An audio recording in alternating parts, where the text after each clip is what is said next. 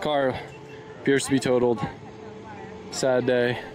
Have you ever had an opportunity presented to you so clear in front of your face that it'd be wrong not to take it? Over the past 3 years, I've rebuilt so many cars, but I believe all of this has led up to this opportunity right now, which I have to take. The new 992 GT3 is one of the best cars Porsche have ever made. This is what driving is all about. Because of that, it's almost impossible to get one. It's invitation only, so it's good customers of ours that have a relationship. So the chances of someone like me owning one are very slim. So I can only enjoy them, like most of us, through watching YouTube videos. My car is finally here. This thing is a race car. It is an absolute race car. One YouTuber who was lucky enough to buy one, Adam LZ. He bought this breathtaking GT3 with a paint to sample colour. It's really been my dream to own this car forever since TJ Hunt got one. Adam loved his Porsches. He's owned the previous gen GT3 RS and now the 2022 GT3. But one day, whilst he was out for a drive, his pride and joy was smashed into. This is the last thing I want to film right now. Car appears to be totaled. Sad day. The airbags went off. This thing's done.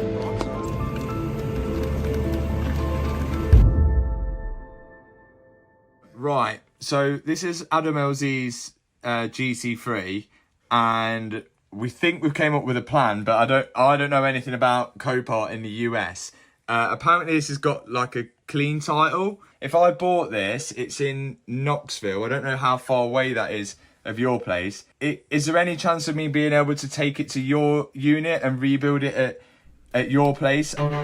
This looks like it would be my only chance to own a GT3 and to get it at a price I could afford. But there was one problem. It was over 4,000 miles away in Tennessee, a completely different country.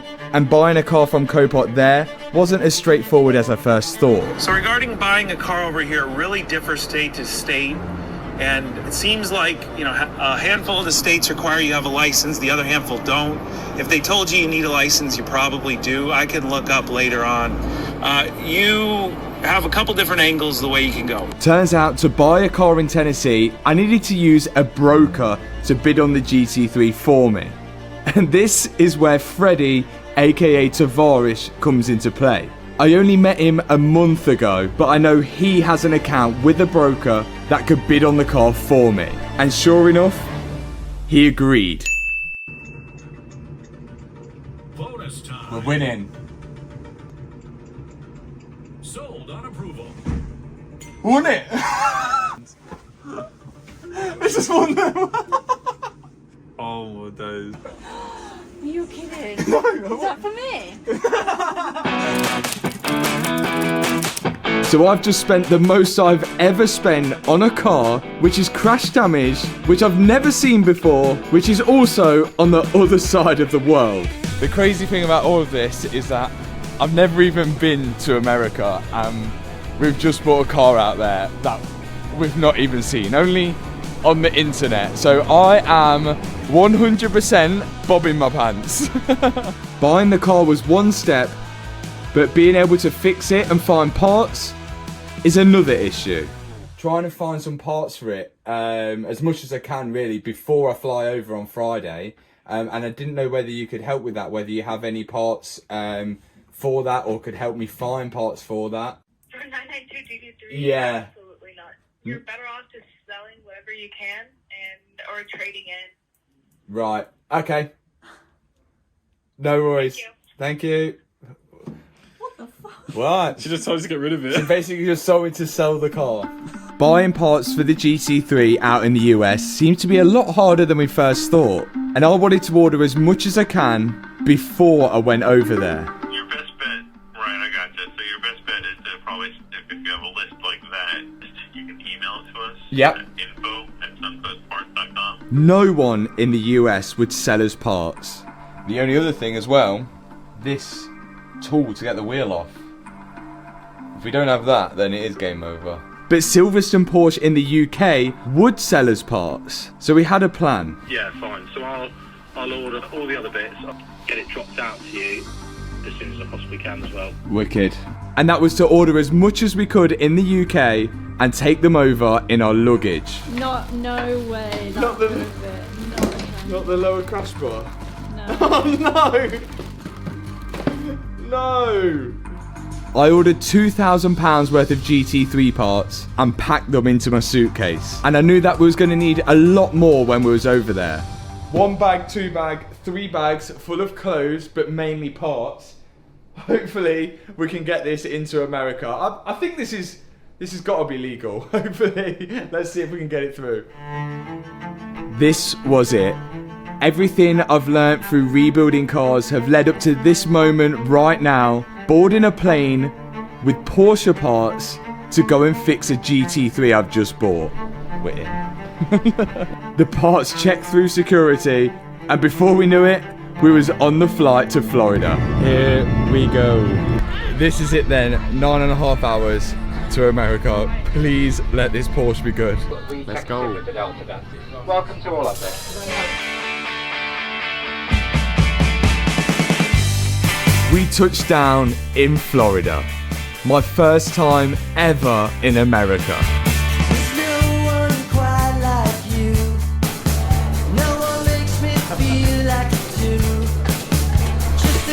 We have arrived in Florida, and it's now time to take the Porsche parts that we have and go and see the GT3 for the first time.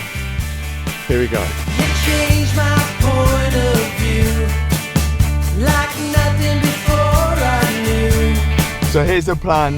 The car's been shipped from Copart to Tavares' unit. We're heading to his unit right now. We have no idea how bad the damage or anything's going to be, but we're about to find out in the next, in the next clip.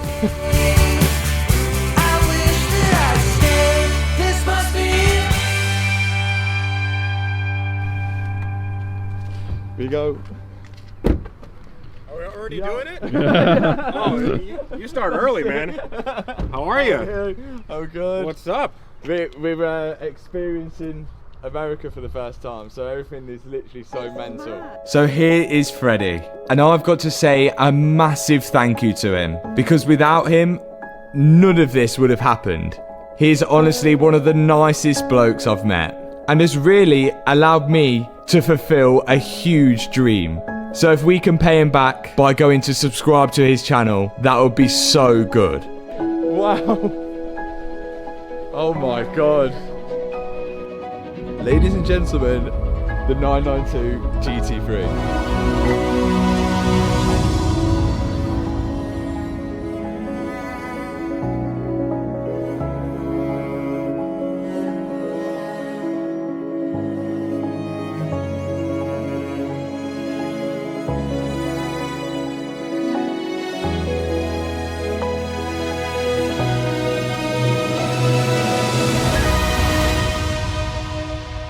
So first off, we're of course in Freddie, aka Tavares' unit, which is absolutely mental, and we're surrounded by some absolute mental cars. It's overwhelming for me, one being in America, and then two just being surrounded by all of this. So You are too nice, man. Come on. this is next level. Like, my unit fits one ramp in it, and you've got like, how many here? What, 6 or something? Yeah, And something like that. There's McLaren's up there, there's a twin turbo Gallardo.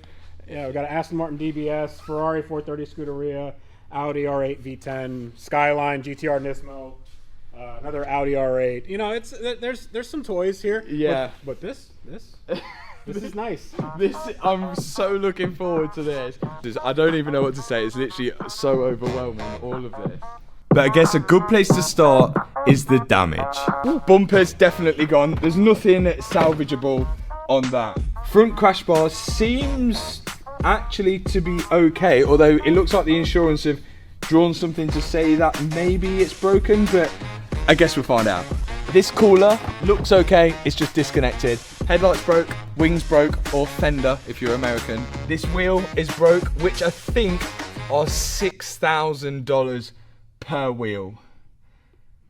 Ouch. resting. Yeah. A-pillar's got a dent in it. Every single airbag in here, curtain airbags, dashboard, knee airbags, passenger and drivers have deployed. Seatbelts are locked out, and the carbon reinforced plastic bonnet has just got away with it. Just. And Hannah, we came all this way for the GT3. Thoughts on it? Yeah, it's nice. Swan neck spoiler. This is just iconic on the GT3. Love it or hate it. I feel like some people might hate it, some people might love it. And then there's one thing that I have noticed, is that we are missing the diffuser at the bottom here. And this looks like the stock exhaust. And Adam definitely put on an expensive exhaust. And yeah, we've not got it. It sounded really good, and now I've not got that. So oh, the indicator's missing from there. Oh no, return it. Ooh. Goodie bags. Not good. No, but I actually noticed that this didn't look that good in the video. We've done a bit of parts smuggling from the UK. We have, yes. So we may or may not have one of these in the car. Look at that. HRE centre caps. These are worth, gotta be thousands. I was gonna say that number. Yeah. You know, to get the wheels off, these are centre locking wheels, so they require like a special tool. But we can look around the car, maybe see if it's See in if we there. can I don't find it. know. Yeah, because I don't know where they're supposed to be on these Porsches. I mean, maybe they're, well, all under. Like the right last here, one right? was like here, yeah. They've seen them there, but it's weird that someone would take it out, but the wheels are, maybe that's why the wheels are on, because no one could steal them off of the car.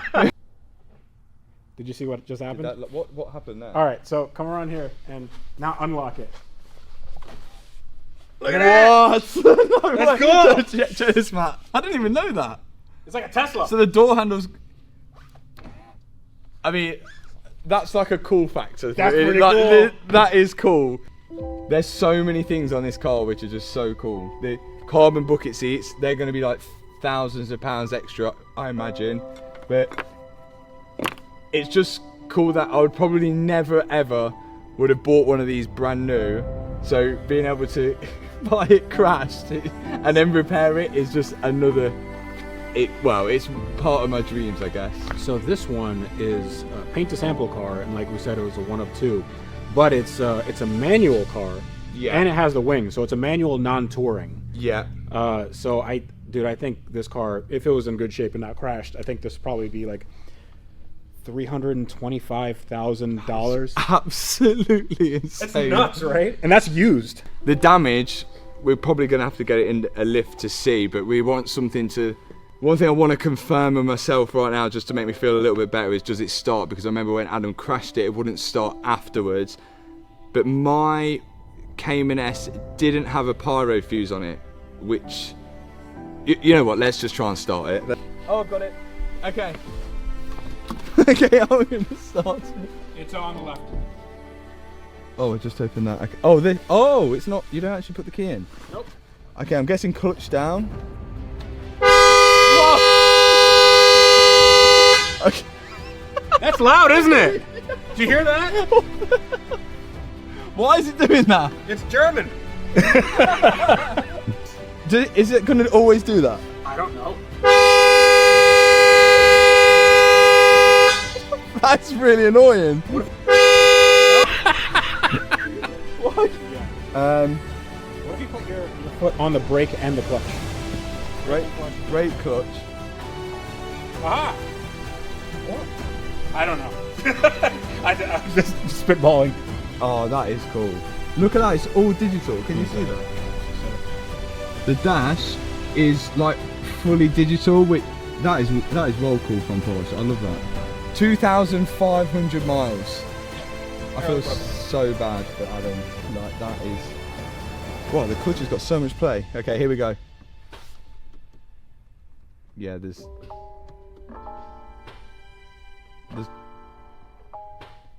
I don't know if you can hear that on camera, but it's like a click. It's not. Where does this click sound like it's coming from? It's coming from underneath. From the back. Yeah. Oh yeah, it is, isn't it? It's got to be something related to the airbags because the engine is right down the back on these and the damage is all the way at the front. So it's got to have something to do with the airbags.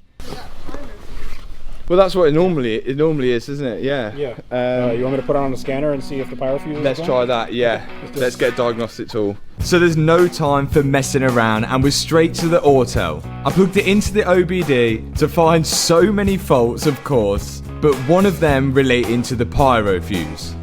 Problem is, we didn't know where it was. So we're thinking it's got to be a pyro fuse or something. We normally find them in the engine bay, but check this out as well. So if I open the engine bay button here, all it opens is that. And that is all you can see of the engine. The oil filler and the coolant filler. So we cannot get into the engine bay. So the search continues. Now the pyro fuse is supposed to cut power to the engine when the airbags blow. So usually the fuse is located on the power line off the battery. But in this case, we couldn't see anything. It looks like the live wire from the battery goes straight through the firewall and almost heads underneath the dashboard. Freddie found a photo of where the pyro fuse is. And I can see this, oh wow, I can see a plastic panel down here, which is that one there. And it looks as if this fuse box is like behind this, which is exciting. I can see wires where they're going to, but yeah, this could be a bigger job than we thought getting this car started. Okay, how the hell do you get to that? With the pyro fuse being inaccessible, we had to come up with something else. Who put that there at Porsche? Because whoever put that there, it is not only underneath the center console, it is right at the back at the dashboard. You have to have a head that big to get to it. It's impossible to get to the pyro fuse. So I am desperate to start this car just for my own peace of mind as well. The only thing that the job of that pyro fuse is to do is to cut power, go into the starter. So I think if we can get to the starter motor, we can put 12 volts to the starter motor. All the fuel and ignition would still work, wouldn't it? I think so, yeah. Yeah, I would assume that all the fueling would work. If you just have the car in the on position, the starter just starts the engine. Yeah. Let's try it. So all we've got to do now is find out where the starter motor is. Usually it's mounted to the gearbox, but remember the engine and everything is all tucked away at the back of this Porsche. Okay. I'm going to tell Freddie to stop looking for the jack stand because I've just had a look at the photo of Porsche's 4-litre flat 6 and the starter looks like it's there. Yeah, that's not good. No, that is right on top of the gearbox and like the other side of the engine. There's no way we're getting to that. They've not made this easy, and this is the first episode. Don't they know that we're doing a YouTube video? Yeah, we're just trying to start it. Wow, okay. I'm gonna have to have a think. So we could push start it. How would that work? So we have these on these little casters. I don't know what the top speed of the casters is, but if we get a rolling start from there to there, and you pop the clutch in second, I feel like you could probably get it going. Well, we've done worse things. You do know I'm not going to be able to steer when I'm going. No, we're going to have to. It's fine. It's fine. Yeah, it's going to push. It's like nothing of value anywhere here. Do you think that'll work? Is this actually going to work? It's worth trying. Yeah, should be alright. I guess I can put the brakes on. Yeah, the brakes work, don't they? Yeah, the brakes are going to work. Yeah, sure. It doesn't work. It doesn't work. Like, so yeah. What I can imagine happening is you get all the way to the end and then it hits the floor and the casters go up. So the plan was to bump start it inside Freddie's unit with absolutely no use of both front wheels. We gathered a team of people and we set to embark either to do something stupid or to do something genius.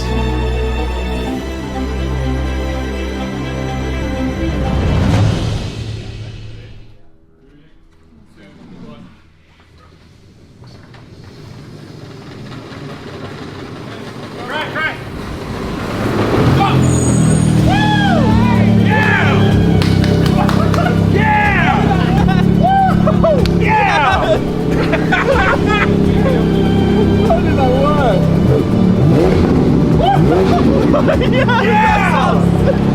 I did not think that was gonna work. How did that work? I thought I was gonna die. Look at your brake marks on the floor. Oh my god. You just took off, man. On the brake. The brakes don't work. Well, it sounds good. Yeah, it sounds great.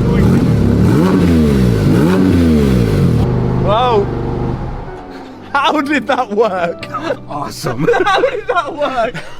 Yes, it starts. Oh my god. So if you've seen in the last video, you notice that the pyro fuse for this car to get it started is actually behind the dashboard. I don't know why they've put it there. This is the type of fuse that we're looking for. And if we can replace that, then we should be able to get a first turn key start, no issues. But to get to it all, well, we've got to take out all of this center console and the dashboard. And I can't imagine there's many people in this world that has taken out a 992 GT3 dashboard. So I'm kind of going to be figuring this out as I go along. But I guess that's the first step. Let's get to it. One thing that's going to make this job a little easier is removing the seats. And these seats aren't just any regular ones. Look at the service I've got. The GT3 comes with carbon bucket seats, and I can only yet imagine how much they cost. So when working on this car, I'm trying to be really careful not to damage anything. Yeah, they are light. What a seat. Right, good start. With the seats out, I've got more room to move around the inside of the car, and I can start stripping out the seat belts because these are completely locked out. The belt is up behind this rear door card, and that would be easy enough to remove on a normal car, but this one has this cage in it. There's two bolts where it looks like here. I don't think it's actually welded in, and then I think it's going to be mounted at the back. The seat belts usually lock out during an accident to pull the passenger and driver back into the seat, so the airbags work to their full potential. But to get the seat belts out on this car, I've got to remove the roll cage. Again, without damaging anything. Wow. That's where we put it. Whew. Done. Yes. Now the roll cage is out, I can get to the rear door card and remove it. And then after that, I should be able to access the seatbelt and the tensioner, which works as a sort of explosive to tighten the seatbelt, which we're going to need to take out and replace. Whilst the rear door card is off, I can access the curtain airbags, which are pretty self-explanatory. They have again another explosive device which detonates the airbag to blow, and we're going to have to replace all of this. There's two bolts actually holding in the detonation part, and then a lot of these special clips which hold it to the actual roof of the Porsche. Okay, so we're fully stripped apart in the back here. No roll cage, seatbelts are out, curtain airbags are out, and now we need to move on to the dashboard. And really, to get this dashboard out, I have no clue. I'm going to see if we can get away without removing this center console, because there is a lot of buttons and a lot of things that I could break when removing this. So I'm hoping I can get this out fairly smoothly. First step will be getting the steering wheel airbag out, taking the steering wheel off, and then hopefully this bit is separate to the bottom piece of the dashboard. But fingers crossed. Now, as a lot of you guys may know from watching my previous videos, dashboards can be a hit and miss thing. Some can be easy and some can be extremely difficult. And we're about to find out which category the GT3 sits in. First off, I'm removing the steering wheel airbag, and all the indicator stalks, as it will be virtually impossible to remove the dashboard with all of that on. After that, I'm going to pull away anything that's on clips, and that should reveal all the bolts holding the dashboard in. Porsche have actually used all the same bolts to fix the dash to the car, and once I've removed the glove box, I can go underneath and I can see the passenger side airbag, which will need replacing, and also on this car, a knee airbag as well. And after that, there wasn't really too much left to remove. Okay, this dashboard is ready to go. All the bolts are out now. I just need to lift it out. Actually, it wasn't too bad. I think maybe I'm getting a little bit better at all this stuff, but this car is actually built quite nicely compared to the Cayman. There's little rubber gaskets in between all the plastic panels to stop them from squeaking, which is like the little extra bits I guess you get in a 911 as compared to like a Cayman. But we are not far from getting this thing out now, and then we can then start looking at getting this part of the dashboard fixed. So Well, let's lift this out. Not a bad effort at all, and dare I say, one of the most easiest dashboards I've ever had to remove. But I find out later how this is far from the case. Yes! The dashboard is out. Yes! Everything is everywhere. There's parts of the interior scattered around Freddie's workshop. What'd you do? I know. Come on, man. I know. Dashboard is out. Sweet. Do you think that can be repaired?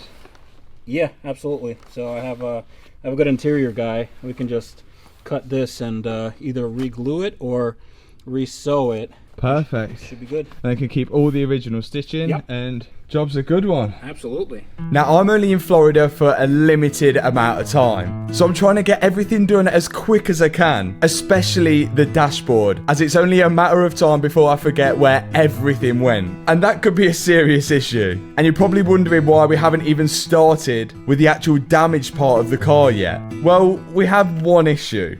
We can't actually get this alloy wheel off. These are all center lock wheels, and they require some crazy amount of torque to tighten these up, and also a special tool to sort of like loosen the wheel as well. So we've ordered that special tool, but in the meantime, whilst we wait for it to arrive, I took the dashboard down to E3 Upholstery We found it. to meet Matt, who's going to be fixing it.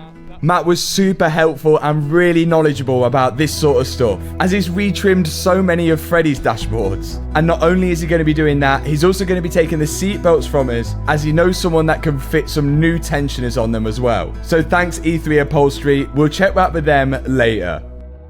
Model number, body type, odometer. Doesn't say anything. No, it doesn't say anything about being damaged. Nope. Just a certificate of title. There's not a salvage certificate. Good. So over here they have things called titles, and they can salvage title the car. Like in the UK, you'd have Cat B, C, A, S, and N, and that sort of stuff. But this seems not to have any crash damage title, which is strange. But My name's on the title. oh. So, yeah, I guess it's my car now. Now the mental thing about all of this, taking the dash out, I still cannot get to the pyro fuse. It is somewhere back there. So even though I managed to get the dash out without taking the center console out, it looks like I'm gonna have to take the center console out to get to the pyro fuse, because if I put this all back together and I haven't changed that, we still won't be able to start the car. So that's one thing that doesn't make too much sense with the 911. How is a human being able to... It is in this box here. It literally looks like I've got to take the whole interior apart. Oh. I bet you it's, if you take out those two bolts at the top and then the bolts at the side, this whole thing comes out. Yeah? I mean, listen, I don't know. There's only one way to find out. It was unavoidable. The center console had to come out so we could start pulling the aluminium frame which holds the dashboard. So we grouped together as a team and started stripping apart the GT3 interior. All the gear linkage is out. There's bits absolutely everywhere. The whole idea is so we can pull this forward, which almost does the fan blowers, the big blower section. That all needs to come out so we can get to the pyro fuse behind. We can't move it. There's one bolt holding it in, which is down the back of here, but you can't get to it because it's like they've like isolated it in this little box, so you just can't get to it like that. So there is the stud, and to get to the bolt is actually impossible. I don't know what to do next now. I have no idea. I called Jack in to take a second look at things, and we wanted to see whether we could get the pyro fuse out without removing all of this. But as hard as we tried, it just didn't seem possible. This metal frame was hiding the last nut we needed to undo to remove it. So in my head, there was only one option.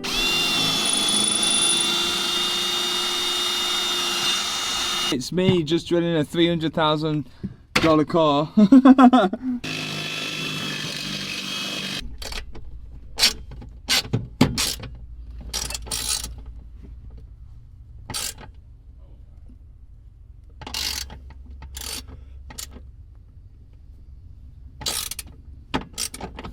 dear. Think around it. We've all had that heart-sinking moment where we round a nut. And this was my moment right here.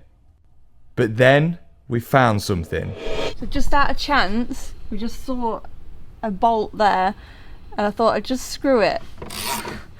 And it's unscrewing the bolt that Matt's just tried to drill out for the last hour.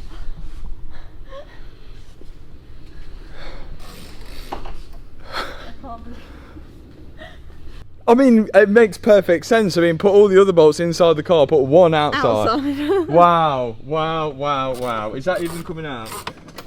Oh my god. Oh my god. I've drilled a hole in the Porsche for no reason. This is the most stupidest thing. Look at this loom. That gives me a headache. That's a mess, isn't it? I have no idea how that went back. No, neither do I. We still can't get to the bottom fuse. We were one step closer now. All we had to do is remove the heater matrix. And there was 2 coolant lines which were preventing us from removing it at the minute. Jack was unclipping them from the outside of the car and me and Freddie were pulling it from the inside. You can see here how the heater matrix works. And we're trying to remove the heater feed hose and the heater return hose. Then we can pull the matrix out. Oh yes. Oh my god. Oh, he sent it down. Yes! Yes! It's so easy, dude. It's right there. Oh my god. Oh my god. Look at it. Look, it's just right. It's just right there.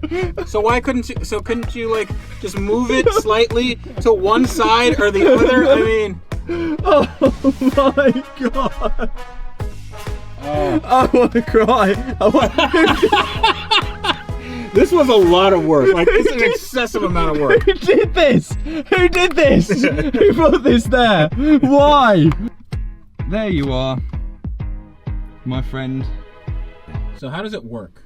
The power comes in here from the battery. That is transferred along that into this side, I believe. And because the fuse is broken in this area, it's not transferring the power to here, which would send it all the way directly to the starter motor.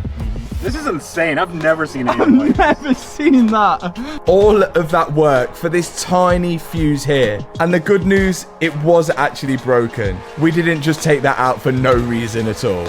You can see that here. Here we go. Oh. Oh dear. That's oh dear. That's a little camber. Oh dear. I think you might need an alignment, man. Oh. Oh my god. That just fell off. Yep. The suspension strut is snapped. Sweet. The only thing holding this is a brake line.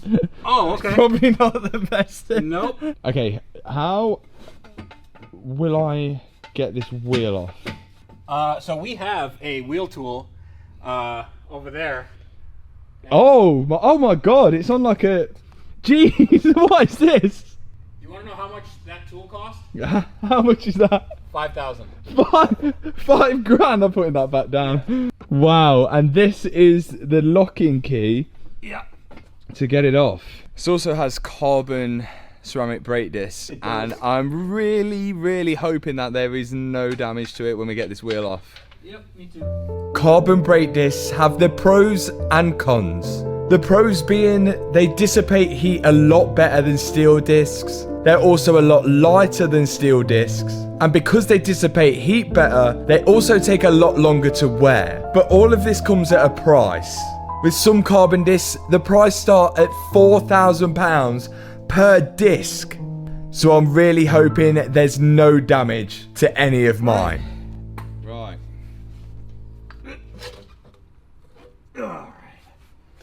There we go. Yes. There's a small hole. We can fix that. We can surely fix that. And the disc. Please be okay, please be okay, please. No. Oh. No. Oh, boy. Oh. You hate to see it, you know? That's, we got some, I mean, we could glue that. It seems I didn't get away with it. That small chip means I've got to replace the full disc. Okay, so this is a little worse than we first thought. Number one being the brake disc. A brake disc is definitely not going to be cheap. The suspension strut is completely snapped off. The drop link is bent.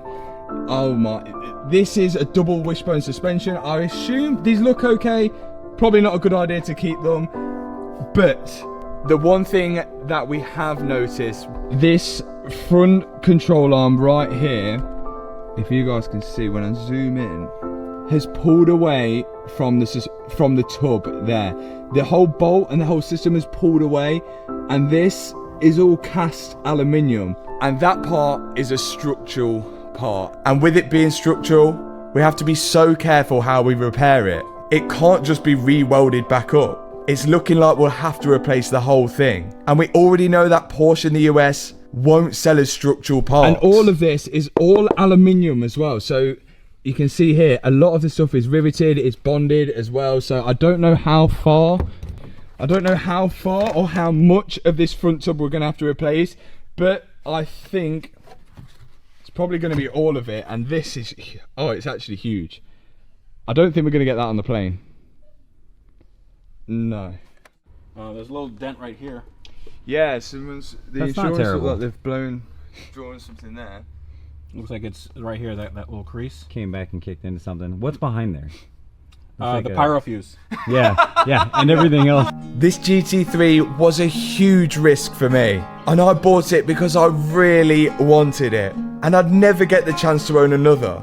But all of this came at a price.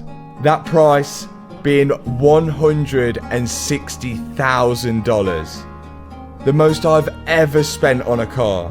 So to make this work, I've got to be so careful with the parts that I order. So the inner tie rod, just the actual ball joint, is just pulled out from the steering rack. So hopefully the steering rack's okay, and this has just pulled it out from the wheel, having the impact pulled away from the car, but we'll find out, I guess.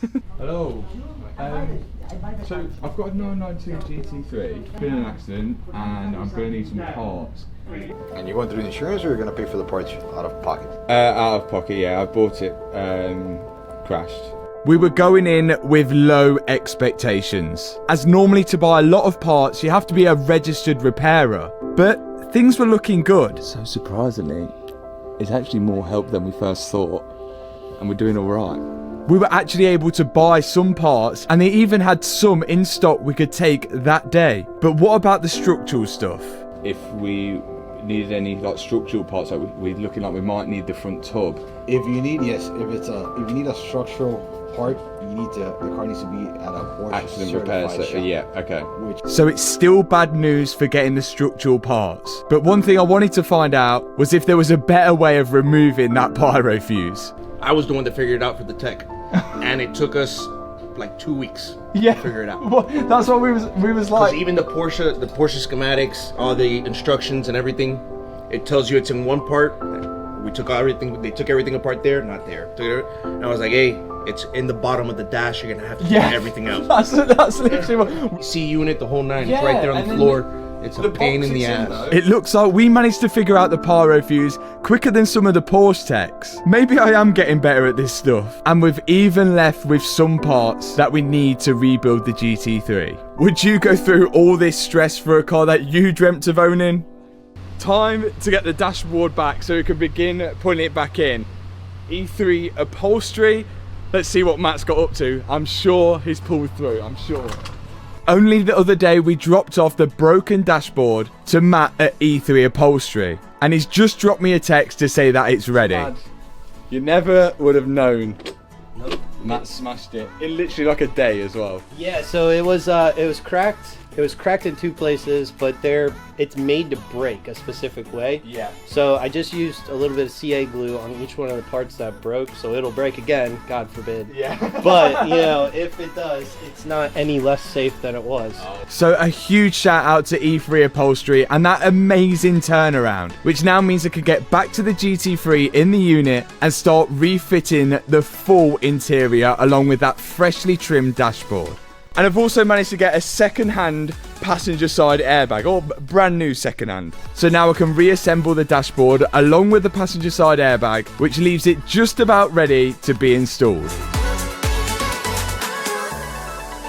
This is the final piece of the puzzle, which is stopping us from starting the Porsche after the airbags are blown.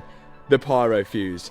And who else but to fit it but somebody who is so well known for his hands-on mechanical ability than Tim Shmee from the UK. More Inception. I'm not sure you got that right, but I hopefully can manage to do this. Do you know why I'm doing this as well?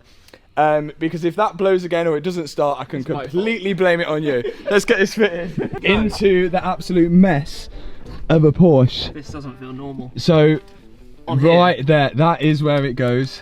Hold on, I got this. That goes on there. That's it. And then that is the this starter motor cable. Yep, goes so on that here. goes on to there. Two of them will go on there. And there it is. Do you know what? This is a first. I've done a lot of cool things with cars. I've never fitted a pyro fuse to a GT3. There we go. Woo! Tim's done it. It's history in the making. Now multiple YouTubers are helping out rebuild Adam LZ's old GT3. And the cool thing, we actually managed to save a fair bit of money on the pyro fuse. We asked Porsche how much it would cost for a new pyro fuse. It's $384. 384. And that is because they won't sell this thing separately. You have to buy this full fuse box with it. But if you check the part number on this thing, it's just a Volkswagen and Audi part, which is used on loads of Volkswagen and Audis across the world. And this, well, it was $18 off eBay. It's the little savings that are going to matter when rebuilding this GT3. But now's the time I've got to rebuild this interior. Time to reassemble the fuse box, which includes that almighty pyro fuse. Then the heater matrix with the blower box can go back into place, which sort of sits in position right behind the dashboard. Then I've got to go to the front of the car and connect the aircon lines to that heater box. The aircon pipes are connected with a bolt, and then the two coolant pipes for the heater blowers, the feed and the return ones, are connected with rubber hoses. I lubricated them up a bit just so they slid on a little bit easier. Now I've just got to remember where all of this went. Here we go. Now that the heater matrix is installed, I've got this aluminium frame to go back in, which the dashboard and everything else sits on. The hardest part about this is just remembering where all the wiring loom routed around this metal frame. Because if you get one thing wrong, you may have to take it all back out again to route the wire the correct way. And to bolt this aluminium frame in, there's a couple of bolts at the front and of course that bolt on the outside, which Hannah found. Once I've bolted the aluminium frame in, I'm going to start building up the center console, which includes the armrest and a load of trims. And a lot of these trims are carbon as well, so I've got to be extra careful not to break any because I can't even imagine how expensive they would be. Then it's in with these Alcantara knee pads, which clip to the side of the center console. Then it's just a case of putting each trim in the correct order. And on this, I ended up having to take out some trim in order to put some trim in, because it only goes in one way. Okay, the center console is in. The next step is the dashboard, but I think I've got all the connectors and everything in the right place now. It's just a case of building it all back up, and I just hope that I've not forgot to plug anything in. Now it's time for the dashboard and the airbags. And if I'm honest, this should be the easy part. Now, a lot of you guys commented in the last video asking why I don't just ship the car back home to the UK and repair it there where it can get parts. Well, the cost of shipping, import duty, tax, and not to mention, I'll have a left-hand drive US spec car in the UK, just all outweighs the rebuild cost. So at the minute, it makes sense for me to rebuild it here, but when it's finished, that's a whole nother story.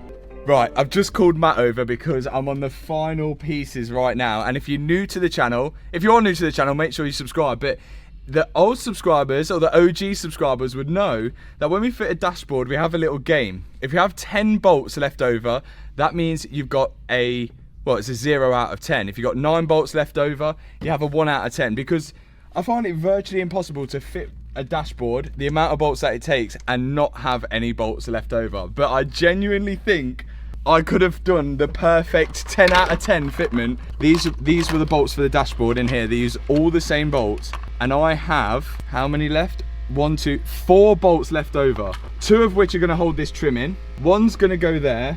Okay, we might have 1 left over. No. We'll see in a minute. I've done it. There is, no one's going to believe me. Matt, witness it. I did actually, I've got 2 bolts left over, and I'm pretty sure there's 2 bolts at the bottom of this glove box. Yes, sir! I've smashed it. There's 2 bolts left to go in, and we'll connect the battery, and we'll confirm whether I've smashed it or not in the next clip. Oh my God, I cannot tell you how satisfying that actually is. I hope you're feeling the same satisfaction as me right now. And it's going to be even more satisfying if all the dash all lights up and everything all lights up in the correct way, not like a Christmas tree way, but the correct way. Now there's a few things that we are missing and which we couldn't get. Driver side knee airbag and steering wheel airbag, along with as well the wiring harness for the steering wheel airbag, because when this detonated, it created so much heat that it's actually melted the connections to the airbag. So we need that and the driver side knee airbag. But other than that, those can go in. Also, we're missing the curtain airbags and of course the seat belts, which means we're not going to be able to put all this in yet, and the roll cage or anything like that. But I'm happy enough with the dashboard because I wanted to get that in as soon as possible because I've got short-term memory loss. So Jack took out the battery, so I was just about to tell him it's his responsibility to put back in. But we're just going to drop it in without putting all the tray on and everything, because you'll find out later in the video why we have to strip all of this apart. So we're just going to drop this in and see if the dashboard all lights up okay. This is either the airbags below and we did not. Let's see, hold on. No, we're good. Okay, is there noise? Let there be light, and there was light. All right, dude. Okay, something made a noise. Wait, hold on. There's lights on both sides. Did you notice that? What? Look. Yes! What the hell? New lens. Yeah. It's good. So, a new dashboard fixed the headlight. That's what it was. It can drive now. Science. Yeah. Science. Shall I start it? Yeah, make sure it's not in gear. Yeah. Okay. No seats are in. We're in neutral. Oh God, I really hope this works. Jack, try to put your hands in your ears. Clutch down. There we go. Okay. Okay. So far everything's lighting up in here, which is good. Uh-huh. I'm just gonna go for it. Yeah. Oh! Yes! Yes! Hell yeah, dude. Okay, come on. Wow. You did it! You did it, man! Yes! Thank God. Okay, there's a lot of lights on the dash, but all of them, yeah. all of the lights. Right, low beam error.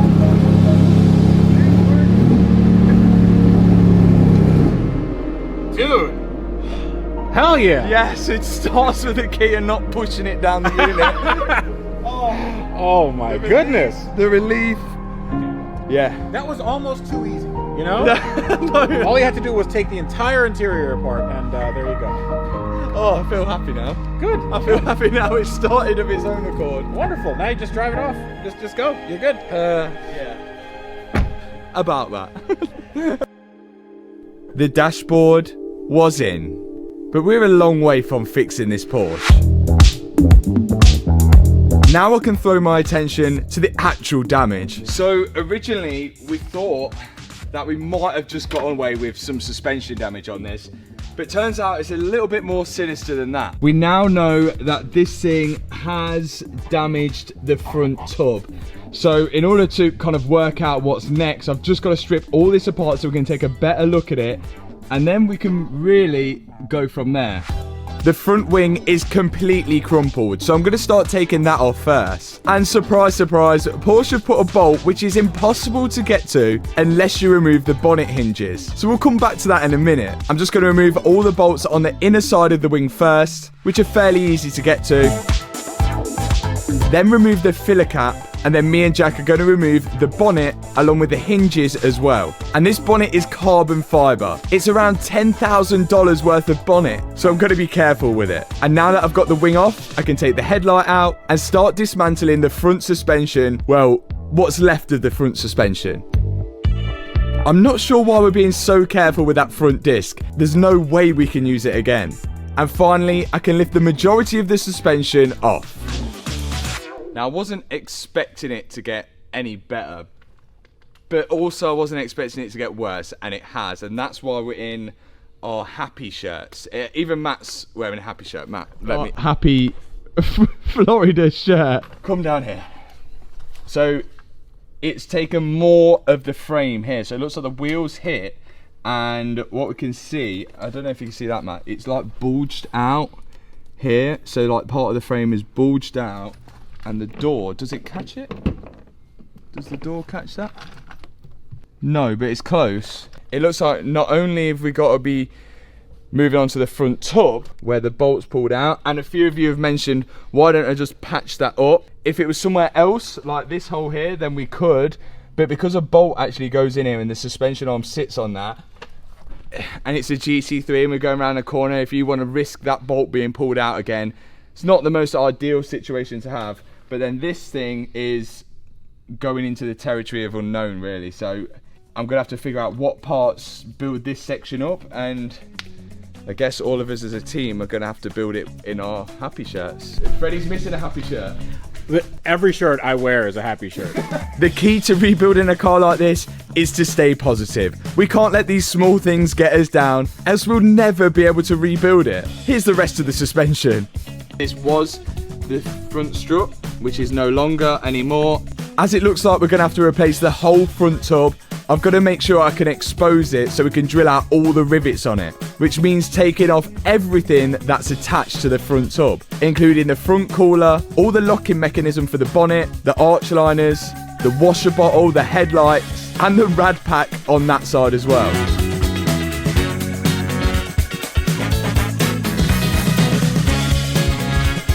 And we almost have an exposed front tub. I've just got to take off the rest of the driver's side suspension without breaking anything. And as the front subframe is also damaged, I might as well take off the front subframe with all that suspension attached to it.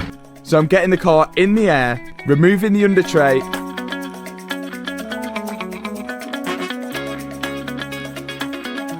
and dismantling any parts of the suspension which is attached to the chassis of the car, including the steering rack, which I can just get to here. There's one bolt holding the steering rack to the steering column. I've just got to loosen this bolt off and I can slide the steering column out of the steering rack. Brake line's disconnected, steering rack's disconnected. There's a few coolant lines underneath. I've just left it hanging with a few bolts, so I think we're ready to go down. One bolt here, I just need to access it. We now worked as a team to loosen the last few bolts on the front suspension and guide it down with the jacks. 1, 2, 3, YouTube! Okay, the subframe is down and off, and quite clearly there's damage to this part right here. Whether this is classed as structure or not, we don't know. I don't think so, because it's a bolt-on, bolt-off part, and whether we can get this ordered just the front bit separate to the back, that would be more ideal, because I know I could probably get this from the UK, and that definitely looks like it would fit in my suitcase. So we've got a clear vision now of where the damage is on this front tub, and you can see the sort of tunnel of where the bolt for the trailing arm goes in, and there's a clear hole there, which means we're gonna have to replace all of this tub, and none of this is welded in. This is all used by bonding and rivets as well. And you can have a look inside there. There's the hole which goes out. I don't know how we're going to get this part. We could probably ship it from the UK. We know they would sell us structural parts. Florida Porsche are definitely not going to sell us this, and they're definitely not going to sell us this A-pillar. So, plan of action. We're going to fly back to the UK now and get as many parts as possible and do some part smuggling. So if you ever wondered what £15,000 worth of 992 GT3 parts look like, well, look no further. And all of this has got to go on the plane with me to Florida. And by taking it over on the plane, we're gonna save on import duty, shipping, and it's also gonna be a little bit more convenient because we'll have the parts straight away when we get there. It's just packing this thing small enough to get it on the plane. I have never heard of this law before, that you're not allowed to buy structural parts from the US Porsche. But it makes no sense that you can buy it from the UK Porsche. Even Kevin's confused. So what's to stop people doing exactly what I'm doing now? Well, this is what it looks like. Wish me luck. You're never getting on with that. I'm definitely going home with that.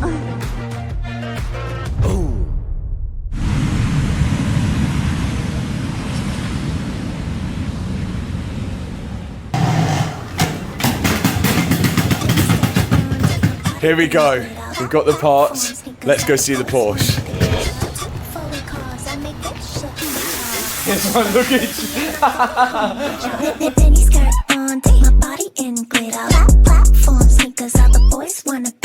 So myself and the parts once again made it to Florida. But there's no time to mess around. We've got to get straight to work. And this whole front tub needs replacing just because of these two parts here. This part here has ripped the bolt out. A lot of you guys have mentioned maybe we could fill the hole up with weld and then re-tap it. But because it holds a suspension arm, I just can't see it being trustworthy at all. And by replacing the full thing, which you can see here is all cast aluminium, it's just going to give us a bit better peace of mind. Then we're going to move on to this situation here with the A-pillar. Now, I've never replaced a front tub on a Porsche before, never mind a brand new GT3. But as all the panels are aluminium on the front, or aluminum if you're American, it pretty much uses the same process as what it did on the BMW M5 that we did. I'm using heat and a scraper to scrape off all this seam sealer, which then behind it will reveal all these rivets, which hold the front tub to the other panels. And you can see them here. And not only does it use rivets, it also uses panel bond, and the rivets almost squash the panel bond together. And to get these rivets out, there's no other way but to drill each individual one out, which is exactly what I'm starting to do here. And this proved to be a little bit more difficult than I first thought. These rivets were really tough. And the replacement rivets we got given from Porsche UK were 6.4 millimeters wide. So I can't drill a hole any bigger than that. This is not a 5-minute job. I have been drilling all day. Everybody's left the shop and I'm still drilling.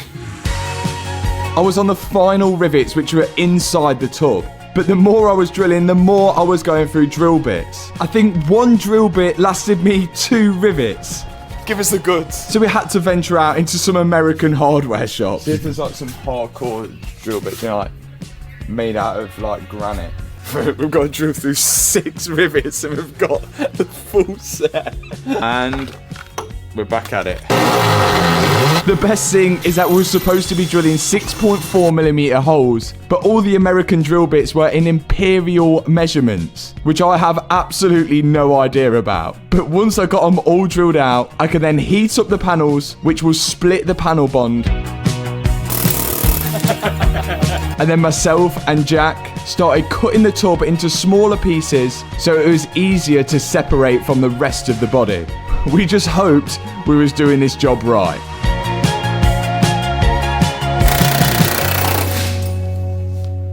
But finally, we got it off. Yeah. The Holden victory. Step 1 is complete. And me and Jack have just absolutely butchered off the tub nicely. Mission successfully passed. And quite clearly the next step is to get the new tub on. We've got to do a bit of cleaning up on the chassis there. And the one thing, the big issue about all of this is the US don't sell you structural parts, the UK do sell you structural parts, but the UK will not tell you how to fit them. But that's why we have Jack. Wait, I'm supposed to know how to do this? Look who it is.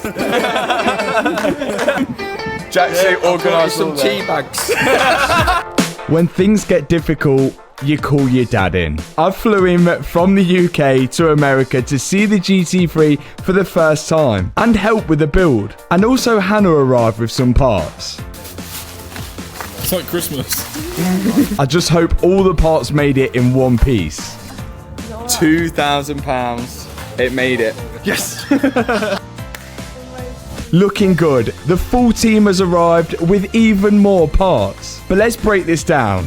The GT3 cost me $160,000. And the parts that we managed to bring into the USA cost me £15,000, which is around $18,000, bringing the total build cost so far to $178,000. And a similar spec GT3 in the USA costs around $278,000. So we're well in the green. And mine's got a clean title. Although when you check it out on Car Vertical, it does still show up that it's been in an accident. But there's really no avoiding that. But even though we're still way in the green, there could be even more damage. So to break it down a bit more, I'm going to take the door off just so we can inspect that A-pillar damage and the damage on the side skirt as well, as we don't fully know how bad it is. Taking the door off is pretty easy. There's a couple of electrical connectors inside, 1 bolt for the check strap and 2 bolts on the hinges. Then we can lift it off to reveal this nasty crease in the side skirt here, which got me a little worried. If this damage has gone through to the inner structure, then it's likely we have some serious structural damage. So we've really got to investigate further on this. So luckily, I bought this with me from the UK, from Porsche Silverstone. I don't think we're going to use this whole thing, but we have sections of it that we can use to fix this with. And that was only £201, which seems random, being that the tub was like £2,700, but it should help us do this job as well. So to see if there's any damage to the actual structure underneath the side skirt, I need to start taking off the panel here so then we can inspect inside. And again, this thing is riveted on, even though some parts of the panel are steel, but actually there are some spot welds as well. In the sections where we couldn't get the drill, we used the belt sander just to sand down the top of the rivets, and then we can break them free with this hammer and chisel sort of tool. Oh. Yay! Victory. Yes. And there is the inner structure, and most importantly, there's no damage to it, which is good. This is the structural part right at the bottom. You can see the strengthening is really thick, but all of the damage is literally caused to the outer skin, which is good news. There's no structural damage as such. So in order to save a lot of money here and a lot of time, instead of replacing that full side skirt, which is part of the quarter panel, Jack's going to attach this pulling tool and we're going to apply a lot of heat whilst trying to pull it straight. Because this part's aluminium, we have to be really careful the way we pull it, because it could just snap, which means we'd have to buy a full new one. So this part takes a lot of patience and heat. Jack has pretty much got this side skirt back into the position where it's supposed to be. Like, this is looking nice and smooth how it's meant to be, and this is the shape it's supposed to be. And now this, look at that, it's sensational stuff. It goes right in there. That just needs to be riveted in, welded and bonded as well, and then this will all be cleaned up and it'll be just as good as new. Then it's time to test fit the front tub. So now, more drilling, which is exactly what I wanted to be doing, because we've got... Now the tub is lined up, and onto an extent, we've got to use the old holes that I've already drilled out as a template to drill out on the new tub. Once we've drilled out all of these holes, the tub's got to come off again so we can apply all of the panel bond, and then the rivets finally go in. But it's actually not too bad of a job so far, minus the drilling. So let's get the rest drilled out. This is another vital part of the job. We've got to make sure that this front tub goes in the exact same place that it came out, because even if it's a millimetre out, it will completely throw the alignment off. Remember, there's suspension arms which bolt to the front tub, and also the whole front subframe bolts to it. So moving this out of line can have the car crabbing down the road. But we've done our best to line it up, drill out the holes, and make sure all the rivets slot into those holes. And now we've got to take it off one more time. Hey.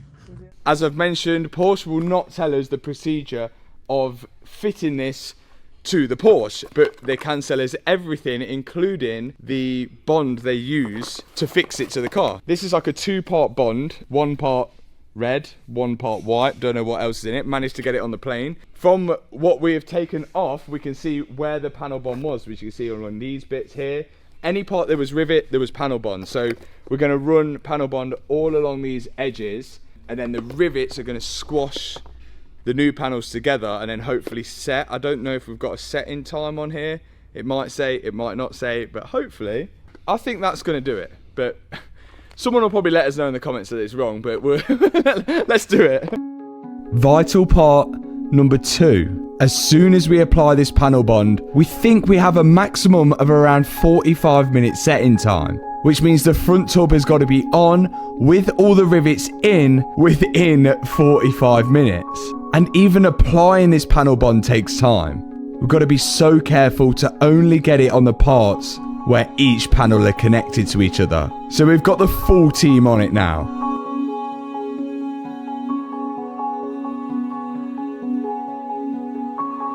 We've got to move fast now because it's getting thick. So this is so anti-Porsche right now. They wouldn't even sell us structural parts. Somebody hold that top piece. We've got the front tub in place, but there's still no time to waste.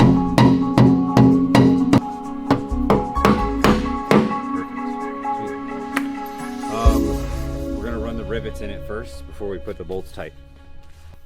Now we've got to place all the rivets in and then use the rivet gun to punch them in, because if we punch one rivet in first it might move it around and we won't get any other rivets in. But things are going smoothly so far. Oh, don't say that. Oh my God, why do you say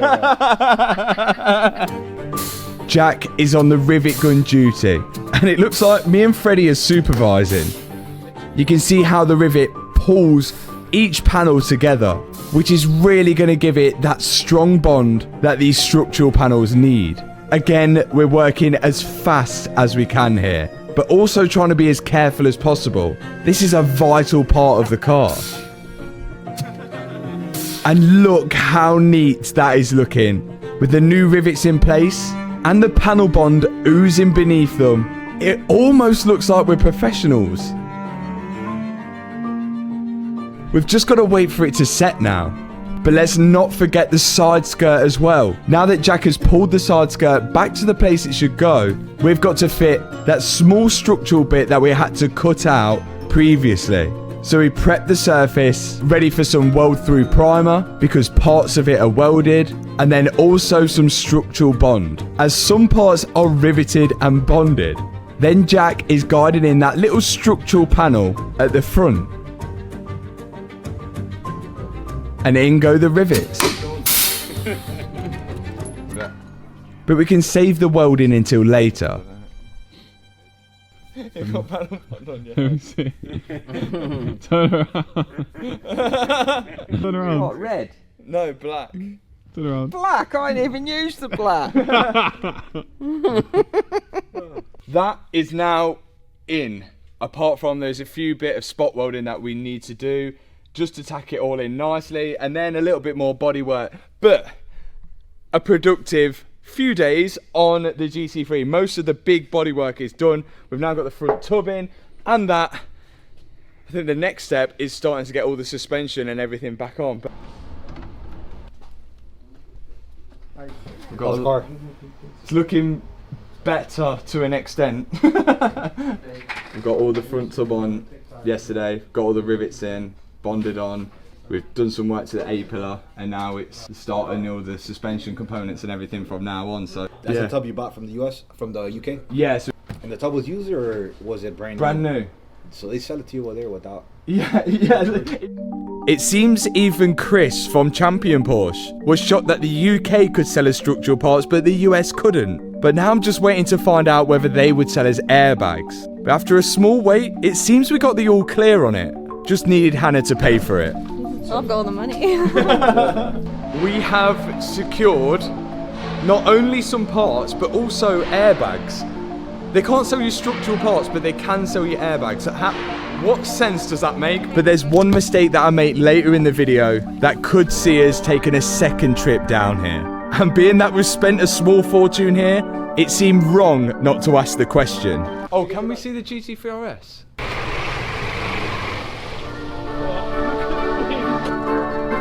Wow. The GT3 RS. The next model up from the GT3. And this one was the first in the US. So when someone crashes this, just let me know.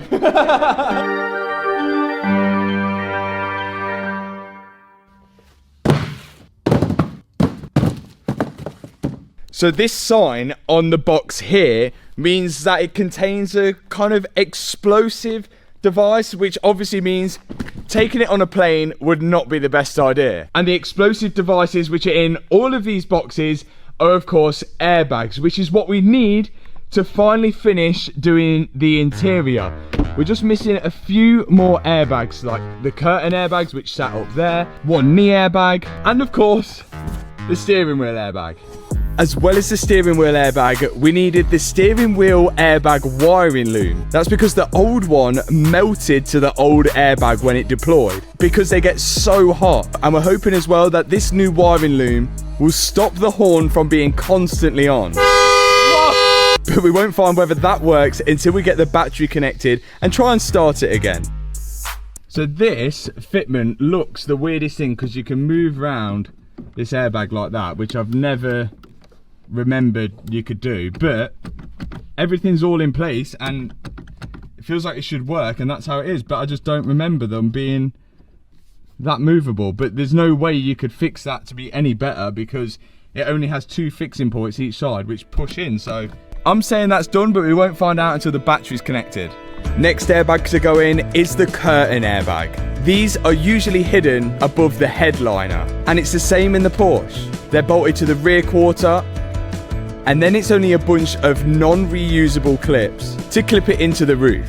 And whilst I was doing that, my dad started prepping the front tub ready for paint. It's so exciting. Even though the Porsche only had damage to the right hand side of the car, all of the airbag deployed in the accident, which I couldn't imagine how noisy and how scary that would have been. You can even see on Adam's hand here, it looks like the airbags actually burnt it. So as much as they are in the car for safety, they also can cause injury as well. I'm just finishing up on the final curtain airbag, and there is one last airbag ready to go in, which is the knee airbag, which is mounted, well, right below your knees. So when the airbags deploy in a car, the seat belts tend to lock out because it pulls you back into the seat, so make sure you're in the right position when the airbag blows in your face. You don't want to be this close when the airbag blows. To make the seatbelt pull tight, it uses like an explosive device, and when that blows, you have to get it either reset or buy a new one. And unfortunately, on this 992, we were going to have to buy new ones, but from Porsche, it's extortionate. But I think I've got lucky here, because I managed to find a set of seatbelts in the same colour on eBay, which was still expensive at $1,500, but with one issue. They came out of a Carrera 4S, which means the seatbelts have a slightly different part number. But I was willing to take the risk to see if these worked. The Carrera uses the same chassis as the GT3, so I can't see why not. The only difference being that the 4S has 4 seats and the GT3 has only 2. I forgot how light these were. Oh, and another difference, the GT3 has the carbon bucket seats, whereas the Carrera just has the regular comfort seats. But they still seem to be working. We've got new seat belts in. Get in. And the best part about it, we've got some spare seat belts which should have been for the rear, so we could sell these to somebody that needs rear seat belts in yellow for a 992, which I can imagine is going to be so many people.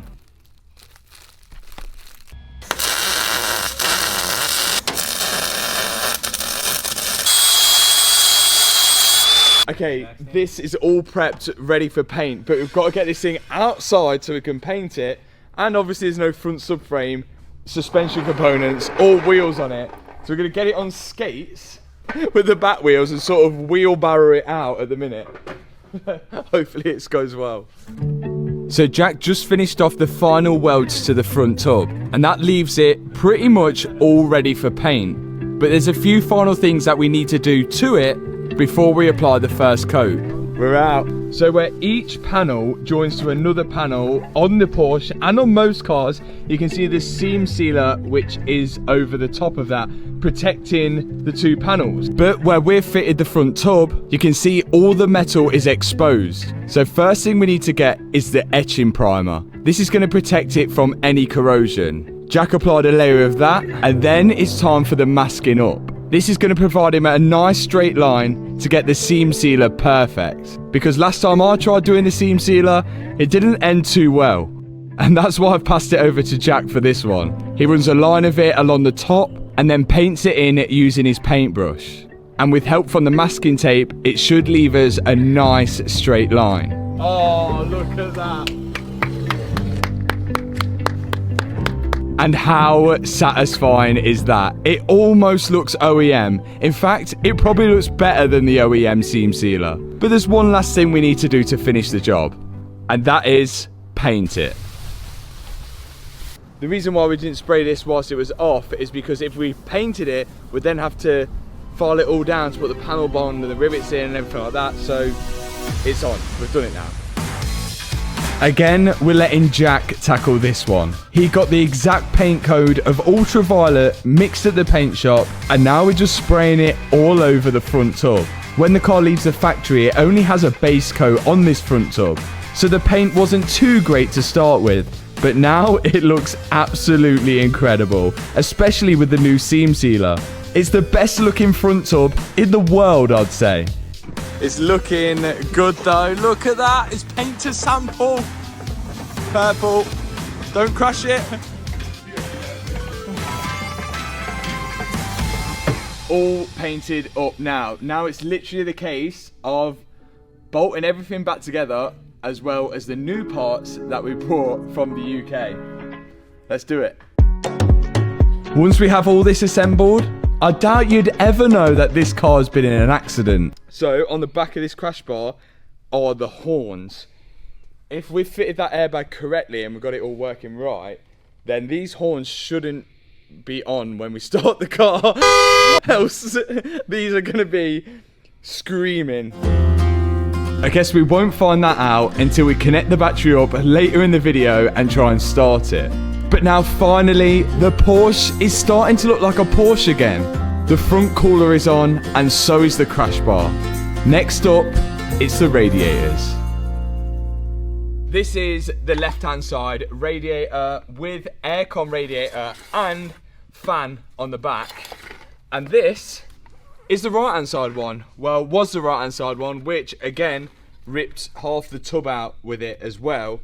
And when you order a new one from Porsche, they give you all of this, but all in sections. So my dad's going to build this up whilst I put that one, which is already built up, on. Seems like the easier option, I think. Thank you for sunshine. Oh, yeah. It's on. We could have made a expensive mistake. Well, I could have made an expensive mistake. Radiators are all on now, and we can't put the coolant in just yet because the hoses aren't connected to anything, and the rest of the hoses are on this front subframe. And the front subframe has got all these hoses on here, but this has got damage to it right here. Where the bolt ripped out the tub, it also ripped the front subframe. From Porsche, the price was... It was about $1,200. Which is pretty expensive. We managed to find a second-hand one for $418.50, which a big saving. That should be here soon, then we could get the rest of that on. But that's not the mistake. This is the mistake. This is the battery, and it's a lithium-ion battery, which are crazy expensive. And before we left in America the first time, this battery worked, but we left it discharged for so long, and now it's got absolutely zero charge in it, like at nothing, completely nothing. And if we can't revive this, I dread to think how expensive it is. So we're just going to leave it on charge overnight. Check back with you in the morning. We'll see if it works. We want to start the car and see if it starts up. If it doesn't, I dread to think how much this is going to be. This one mistake could cost thousands. But I guess we won't know whether it gets any charge until we leave it overnight. A night has passed and we're about to see whether the battery has any charge. Fingers crossed. Else we're going to ring Porsche and find out how much one of these batteries actually is. Matt's just dodging parts. Wow, how can you just die like that? 0.0. So, dead. Hello, I'm wondering if you could give me a price and availability on a battery for a 992 GT3. I've got the VIN number here if you need it. So, full price after taxes, $28.71 with 48 cents. Okay, no problem. What we're going to try and do is get ours working, and if we can't, then we're going to give you a call back. And yeah, so don't worry, because it's quite an expensive battery. $2,800 for one battery. Let's hope. And all it does is start the car. Let's hope we can get ours working. That then. is insane. So my battery was completely dead, and buying a new one wasn't even in the equation. So we've got to figure a way of kicking my one back into life. The battery chargers weren't charging my battery because it wasn't registering any volts at all. So Freddie came up with the idea to put jumper leads from a spare battery onto my battery and then put the charging cables onto my battery, tricking the charger to think that it had some voltage so it would start charging my battery. I just hope this worked. So now this should be charging that battery at like 40 amps. I don't know if that's going to work. We're going to see. Actually, we can see if it's holding a charge right now. If I turn it off and turn it on, it should give me a charge readout. 13.1 No volts. way! No way did he just... Yeah, so... That's insane! So it just needed a shock? Yeah, so... No way! Yeah, so... No way! Yeah, we're good. What? Well, we have... There we go.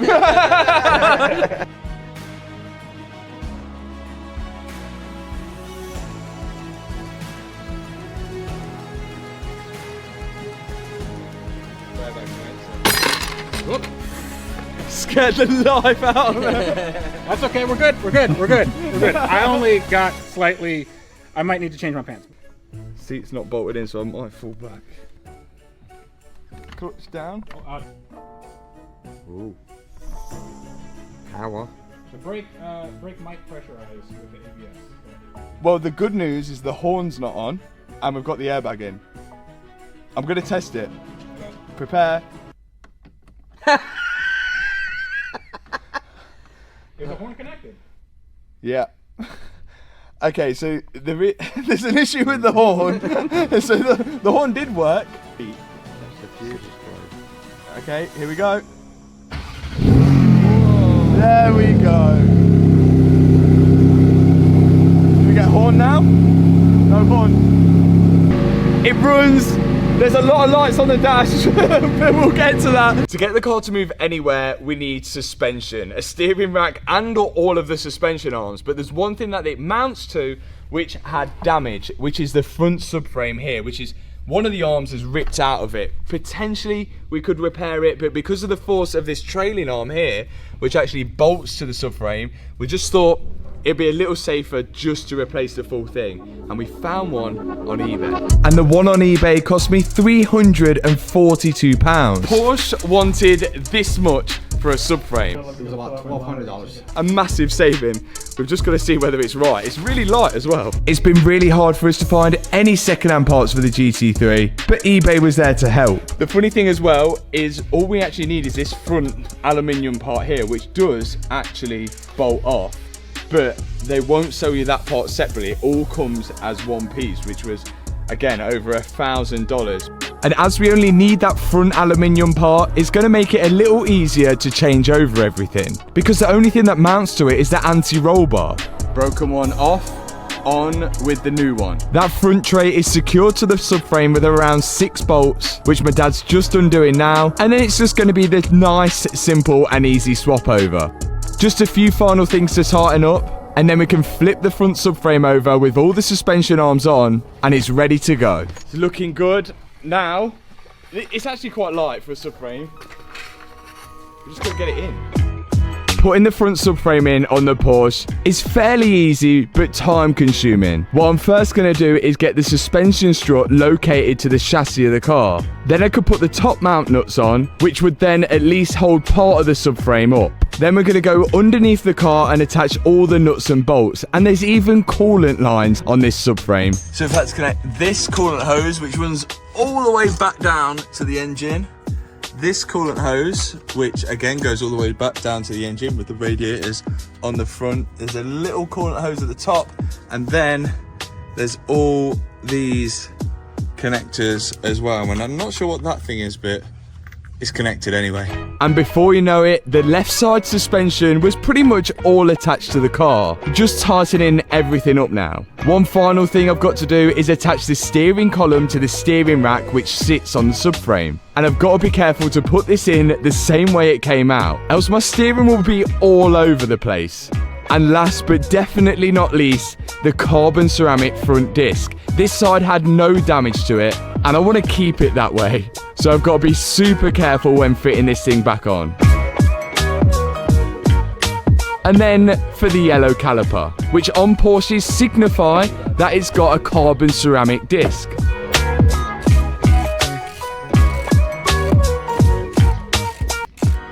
So this was all of the right hand side suspension. Wheel hub is snapped, the strut is snapped, that's fell off, and I don't think there's much on there that's actually salvageable. And the thing is with aluminium stuff as well, you never know what's bent or twisted or anything like that. So I've bought all of this, the whole wheel hub and everything, and some of it was actually cheaper than you think, but we've got to get it attached to the car. Now, if I'm right, the 992 GT3 is the first Porsche to come with double wishbone suspension, which is great for handling, but not so great when you have to replace it all. First thing to be replaced is the inner tie rod. This came with a track rod end as well, which cost £704. Next up is the lower wishbone, which was £769, and that bolts directly to the front subframe. Following that is the front trailing arm, which famously ripped out the tub. That cost me £172. And now both of the lower arms are fitted, and the front trailing arm sits nicely in the new tub. Next up is the track rod end, which came with the inner tie rod.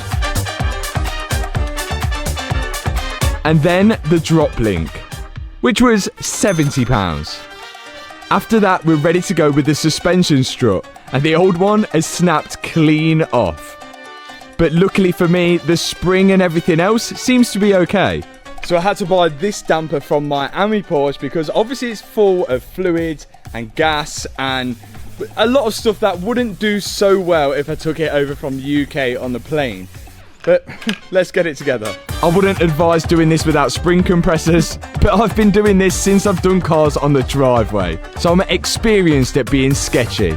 Look how small the spring is. That is the smallest spring I've ever seen on a standard car. How does that even have suspension? I do not know. And the suspension strut cost me £379, and now we nearly have a complete suspension assembly. Also from factory, it comes with adjustable ride height. This is what these threads are here. So the lower you go, the lower the car gets, and I'm pretty sure Adam got the car lowered, so we're gonna have to get this adjusted once we get it on. I've just got to guide the spring and damper in place to the top mounts, and then it slots in to the lower control arm. Almost there. And here's the new parts that Porsche added to the GT3. The upper wishbone, which has camber adjust as well. And this arm, complete with everything, cost me £428. And it doesn't stop there. We still need a wheel hub and stub axle. Also on this wheel hub here, there's a blank hole here which looks like it's for a sensor, but it's the same on the other side. and I can only think it's for like the Carrera 4S, which is 4-wheel drive, and this is probably like a wheel speed sensor or like an ABS sensor, but obviously this being rear wheel drive, it doesn't have it, and all of this stuff is insanely light. The wheel hub was £233, and then the stub axle, the black bit that you can see on the end, was £105. If you've got a 992 GT3, please don't be damaging the suspension. This top bolt that I'm putting in now also adjusts the camber. This car's going to need a full wheel alignment after all of this, but just to get it roughly right, I'm going to copy the other side. And I still need to adjust the ride height. So to get this roughly the right height, we've got to adjust these lock rings here down. So I can look at the other side suspension here, but technically speaking, you're not really supposed to do it like the same each side. Obviously, the weight on each corner of the vehicle is going to be different. That will make the ride height different on each corner. But just to get it roughly around about now, I'm going to measure it really accurately with probably a finger. I ended up substituting the finger for a socket. And then we can roughly adjust the ride height to how it is on the other side. And then lock it in place with the lock ring. So this is the old brake disc, and these are really light because they're made out of carbon fibre, which dissipate heat better so they last longer. But we've got to replace this only because of this small chip at the top here. Now, because of how light they are and the fact that they're made out of carbon fibre, that means they're also super expensive. Porsche in the US wanted $7,000 for a new disc. Porsche in the UK want £5,000 for a new disc, but through a bit of haggling, I managed to get this disc from the UK, which is still expensive as anything, at £3,600. Now, I know you're supposed to replace them in pairs, but this car's only done around 2,000 miles, so I don't fancy spending another £3,600. I'm sure one disc will be fine, but I don't know. And on goes the most expensive part of the suspension assembly. And this whole unit together on one side totals up to a massive £6,460. That is on and looking fresh with all the new suspension components as well. And this, I think I'm going to give this away to one of you guys. Let's say the next 100 people that order from the shop, anything over the value of £10, like the hoodie that my dad's wearing, Save the Manual t-shirt, are going to be in the chance for winning one of these. We're going to send it out to one person who in the next 100 orders, I'll say. So link in the description, get your orders in quick, and you could be winning a broken 992 GT3 carbon disc. Good luck. Now we have both the brake discs on and the brake lines connected, we can finally bleed the brakes. So my dad is adding the fluid now. So I'm pumping the brake pedal, pushing it to the floor, whilst my dad is opening the bleed nipples on the caliper, getting all the air out, which will stop us from having a spongy brake pedal, which is exactly what we don't want. Yeah, brakes are hard. I just need to bolt the seat in properly and add coolant, which is another special way of doing this in the Porsche. So the front left wheel is fine. The front white wheel is not so fine. It's no longer a wheel. It's a square. It's a wheelant. Yeah. And there is a huge dent in it here, which is an issue because these wheels are $6,000 a wheel. So that was a problem, but I really wanted to keep the HRE wheels, which is why we've got a new one. We've got a fresh one from HRE. Underneath here is a 20-inch HRE wheel. They have 20-inch on the front and 21s on the back. Really wide. These are so expensive because they're forged aluminium. It's all one piece, and these are forged in fire. Really, really light. So again, with the carbon disc and the carbon wheel, we have got less unsprung weight. I believe that's what it is in the scientific terms, but it basically makes it faster.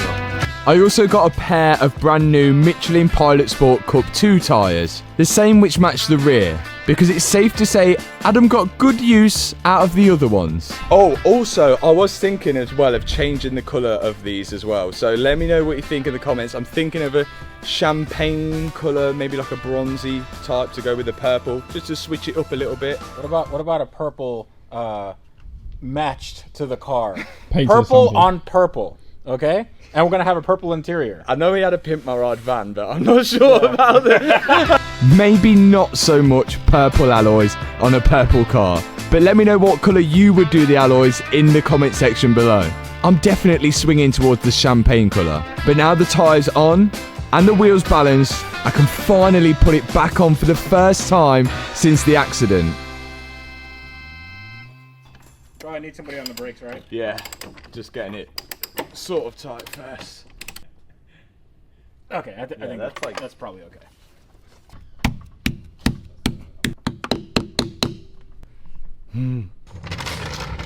Yeah. This looks absolutely crazy, and we're one step closer to actually driving it. Yes, I'm just going to drive it like this because I really want to actually drive a manual 992 GT3. The last thing we need is coolant so we can run it up to temperature. To do this, we pop this, open the hatch. This is the hatch into the engine. There's only an oil fill and a coolant fill. And because the coolant fills at the back of the engine and the radiators are right at the front, these are prone to airlocks. So we need to vacuum fill this, which we're about to do now. Little did we know how difficult this was about to be. To vacuum fill the car, we need this tool that Freddie's bringing here. This is going to plug into the expansion tank and give it a nice tight seal. After that, you attach an airline to it, which then blows compressed air across the vacuum filler, which creates a vacuum inside the cooling system, sucking any air or any leftover coolant that's in the system out of it. And whilst it was doing that, we were checking for any leaks, but all seemed good. So it's time to add the coolant. Because we have a vacuum, we can now put this on, and when I open up the tap, it's going to suck all the coolant through. So there'll be no air in there, only coolant, hopefully. With vacuum being in the cooling system, it can now suck coolant directly in there, leaving the cooling system with nothing but coolant. In goes the distilled.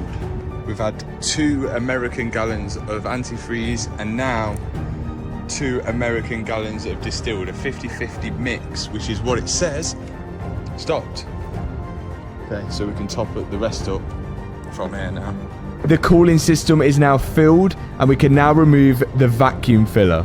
I'll run the car now and let it all run through. See if it goes up to temperature with no issues, and then it could be ready for the first drive. Now if there is any air in the cooling system, the engine is likely to overheat, which can cause catastrophic failure. So that's the last thing we want.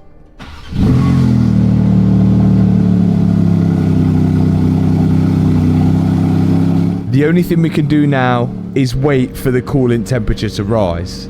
And on this car, it should sit around 185 Fahrenheit, but it just kept rising. We're getting too hot, which could mean, so we could have an airlock somewhere. Yeah, you could just have it at like 2,500 RPM a little bit, and see if maybe it works some air bubbles out. Okay. You don't think there's a silly procedure like put your foot on the brake, turn this indicator left, listen, right? it's Porsche. It could be anything. But okay, so let's give it some revs. All right, fire in the hole. But despite our efforts, it still was getting way too hot. Yeah, it's getting a little hot. That's like 5/8 up the way on the gauge. It's getting too hot. No heat in here, so like the thermostat isn't opening at all. 221, yeah, it's too hot. 221. I would shut it down. Yeah, it's way too hot. Yeah, it's getting well too hot. Because the fans are on, but like radiator, both radiator pipes are. The stone cold. They're not even warm. It's not circulating system then. It's just it's just going through the. It's just is it even going through the engine? So the coolant temperature was getting hot, but I had no hot air going into the cabin, and the radiator hoses were stone cold. So before we went and drained the cooling system to re-vacuum fill it again, I decided to ring Porsche for help. Hey man. Hello, you alright? What's going on? Well, I've vacuum filled the cooling system. I carried on to explain the story to the guys at Champion Porsche in Miami to see if they had any idea what was going on or whether there was any special procedure. How long did you let it sit on vacuum for? Not long, like 10 minutes. For GT cars, I usually go about 45, I'm not gonna lie to you. Really? So I usually leave it on for about 45 minutes and then I let it sit for another 10. Just sitting, holding vacuum. Right, okay. So it looks like we probably didn't wait long enough with a vacuum in the system before we put the coolant in. He also mentioned that bouncing the revs after we've done it should help it circulate the system. So a massive thanks to Champion Porsche. Let's see if it works. Yeah, legend. Right, thanks so much for that. Thank you. Thanks. See you in a bit. Cheers. Bye. We now had to pull all the old coolant out of the system that we just put in. If there's going to be air anywhere, when we took the dash out, we took the heater matrix lines off, which obviously coolant lines go into. That's like the highest point at the front of the car. So if there's any air, it's going to be there. So what we plan on doing is getting the front end as low as possible and then getting the back side high as possible. So when we fill the coolant, it will run down and all the air will run up the car. Maybe that'll work. This is a full nightmare. Look look at what it looks like.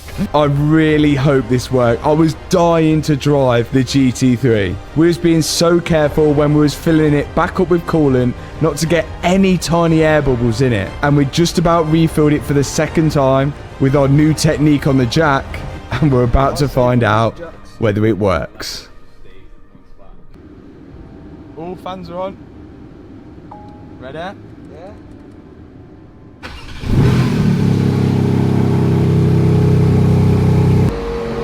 Oh! It's getting warm, it's getting warm. It's getting warmer.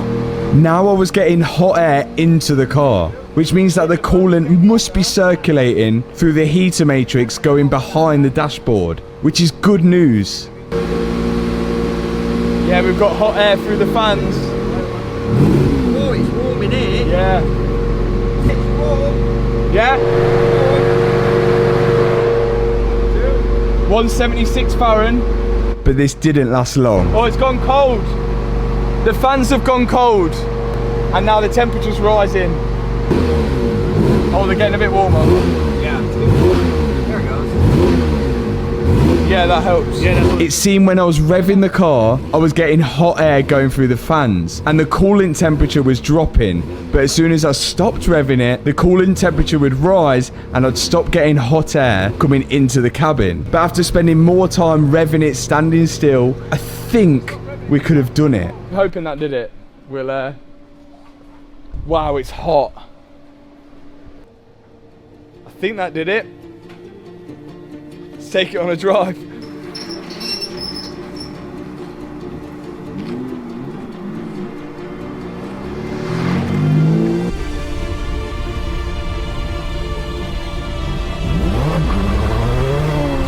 This is the first time me driving the 992 GT3 in Florida.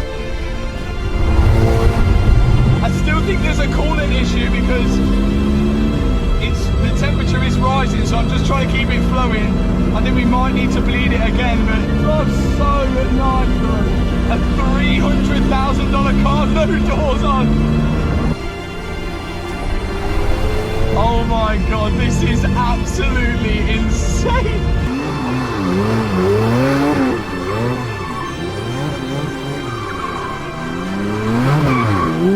But it seems it was short-lived. As soon as I'd slowed down, the temperature of the car just began to rise. But at least we got it out on the road. Wow. Wow. So here's the issue with it. When we run the car and you rev it or you drive it, it stays at the right temperature, but as soon as you let it idle, it starts to overheat. The Porsche radiators are at the front of the car, but the engine and the coolant top up is at the back. So when topping up the coolant, it leaves a lot of room for air. If there's an air bubble in the system and we want to get the air to there, if you're squeezing this bottle, that air is going to go nowhere. But if I undo the cap and then squeeze it, it will then go. So you see what I'm getting at? So instead of vacuum filling the coolant system again, I want to run the engine with the coolant cap off. So I think this might push the bubbles out. But now the engine hatch won't open. Okay, so lever. We've had it open before, but for some reason now it won't open. So I scanned the codes for it, and there was no codes relating to the engine flap. The only other option I could think of is last time we opened it, we had the door connected to the car. So back on goes the driver's side door, then we're going to see if it opens after that. Could it be because the door's off, you can't open the engine hatch? But what sense does that make? I don't know, but Porsche. There's 2 connectors for the door, and once both of them were connected, we gave it a try. Light just went off. What, there. just lit up? It lit up and then went on. Yeah. What sense does that make? How does that make any sense?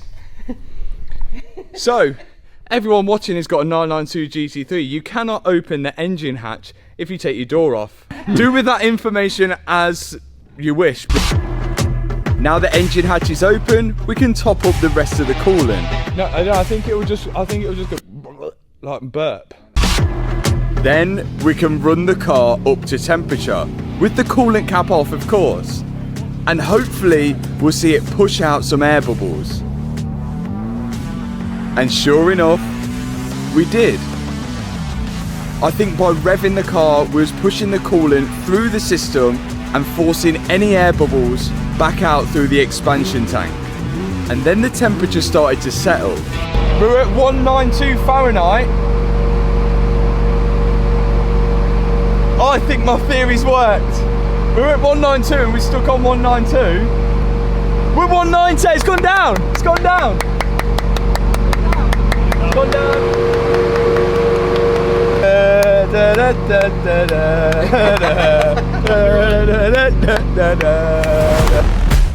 One issue solved, but as we was running out of time in the US, we needed to get all the body panels back on the car to get it ready for paint, including the front wings, both of the doors, and of course the bonnet. But there was still more problems. The new wing / fender is on. We are still missing quite a lot of bits, so we are going to have to fly back to the UK. And now remember, the horn, it wasn't working, and neither were any of these buttons here.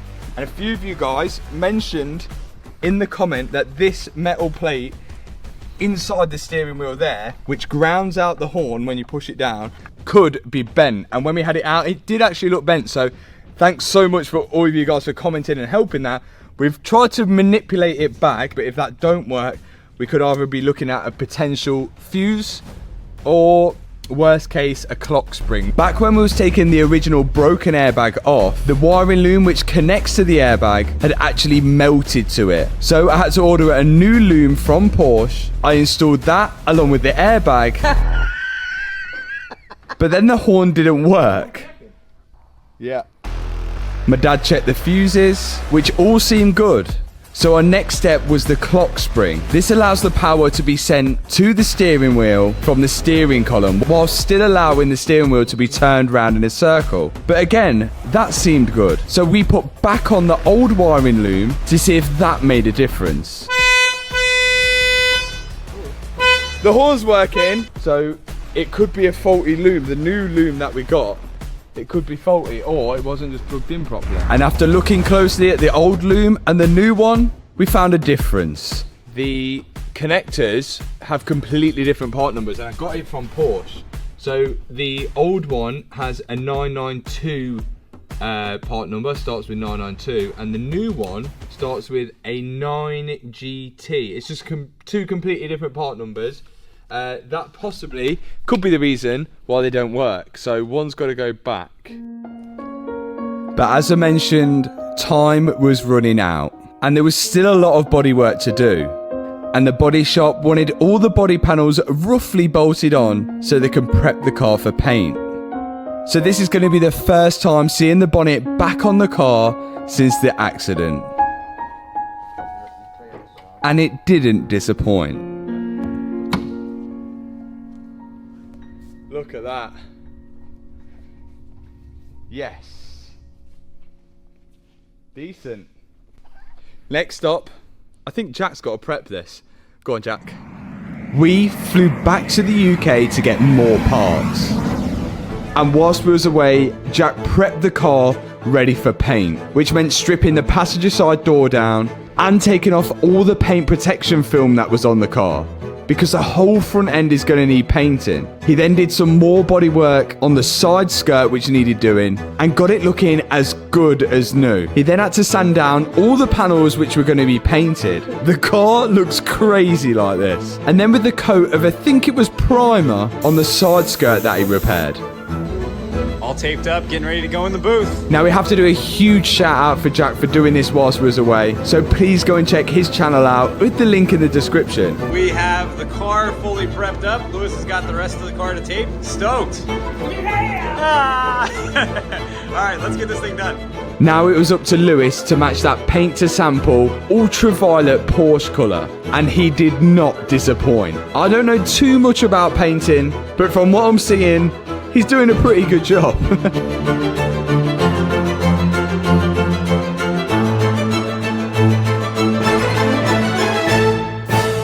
Okay, Matt, bodywork's done. Your turn.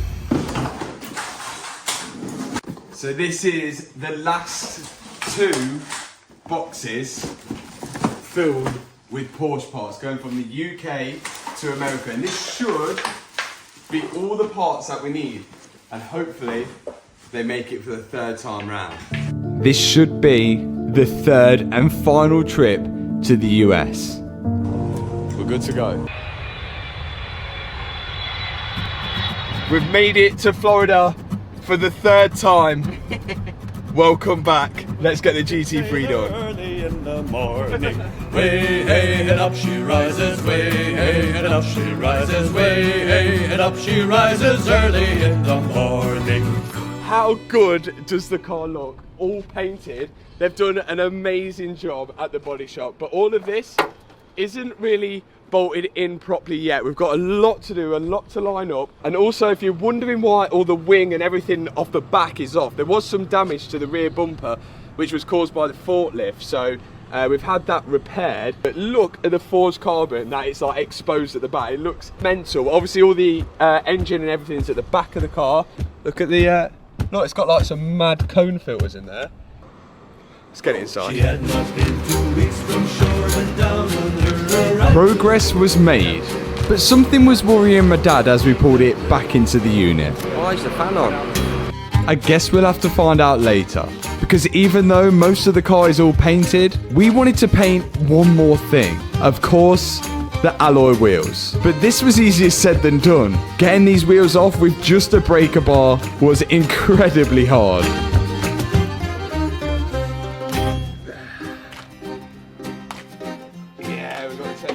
Now we had the wheels loosened, we can jack the car up, take them off, and send them off for powder coating. So some of the many parts that I've brought this time from the UK is a wiring loom, which was at fault last time. I ordered one from Silverstone Porsche in the UK, and the thing is, it's the same part number as the one US Porsche gave us. So if this works, the US Porsche one was faulty, but if it doesn't work, it must be a wrong part number. So we're unsure whether this is going to work or not. This is the one that works, although the airbag bits melted to the airbag, so we can't use this unless, worst case scenario, we'll have to chop off the wires from this, but I don't really want to do that. I began to fit the new wiring loom that we got from Silverstone Porsche, in hopes this one would work. Please work. But straight away, I could see that the steering wheel buttons didn't light up when the ignition was turned on. There's no power going to it. I don't know whether it's got something to do with these things. It's weird that 2 Porsche dealerships sell you the same thing and both of them don't work. I think we've got to cut this loom and put it on that one. No. That's it. That's the only way we've got to do it. Dad won't let you do that.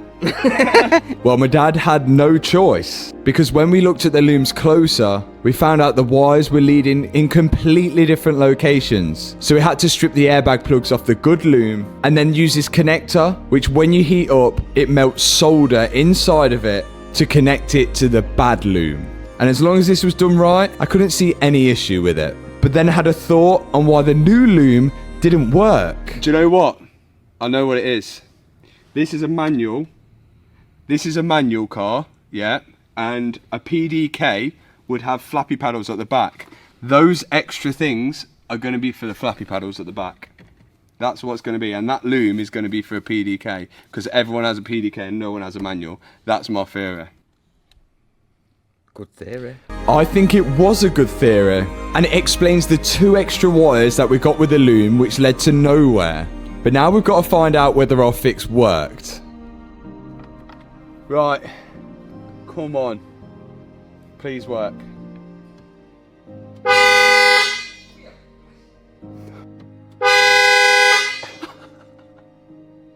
This is like deja vu. Oh. We've been here before. Oh, wait, I know what's wrong. I know what the issue is. Look, there you go. Okay, we can fix that. Hey! Ready? Yay! Yes! Okay, we're fixed. Now we just got to plug the airbag into it. Boom.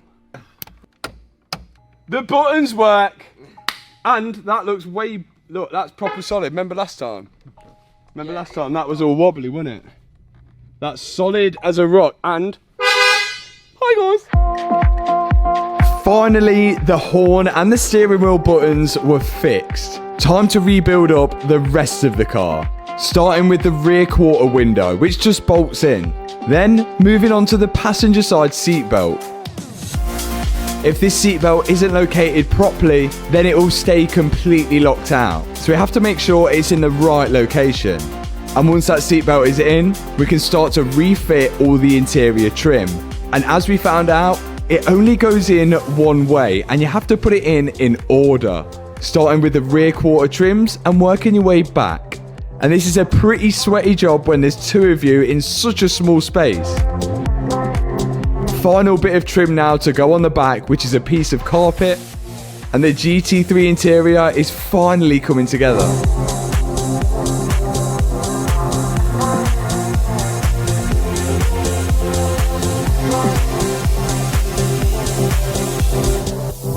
The roll cage, which actually doesn't come on American cars, and this one Adam LZ had made, and it's got his logo in there. I want to keep it. I think it looks proper cool.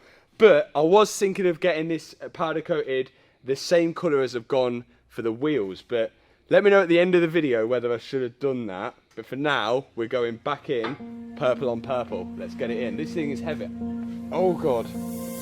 This was one of the first things that we removed when we first started work on the car. And now bolting it back in to the OEM points in the Porsche feels amazing. It feels like we've made such good progress. One step closer to finishing this car. The last bit of the interior.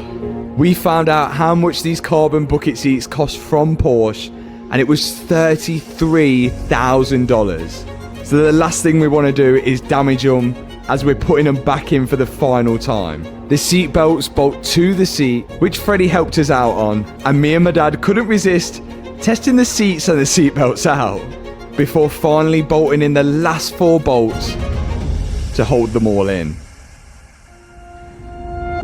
Next thing, what we should do now is we'll plug in the diagnostic tool. There's going to be a bunch of faults with the car anyway because half of it isn't put together, but we just want to see whether there's a fault with that airbag, and if there's no fault with the airbag, the loom is all good and working. We need closure. And these are the fault codes that appeared. Crash sensor in lock carrier, front driver's side, open circuit. We've not connected that. Crash sensor in lock carrier, front passenger side, open circuit. I don't think that's connected. and multiple collision brake, no function. So none for the steering wheel airbag. Is that the bit that I fixed? Looking good, looking good. The interior is now pretty much complete, and now we can finish off the exterior. And I think it's a pretty good time to show you guys the new colour of the wheels.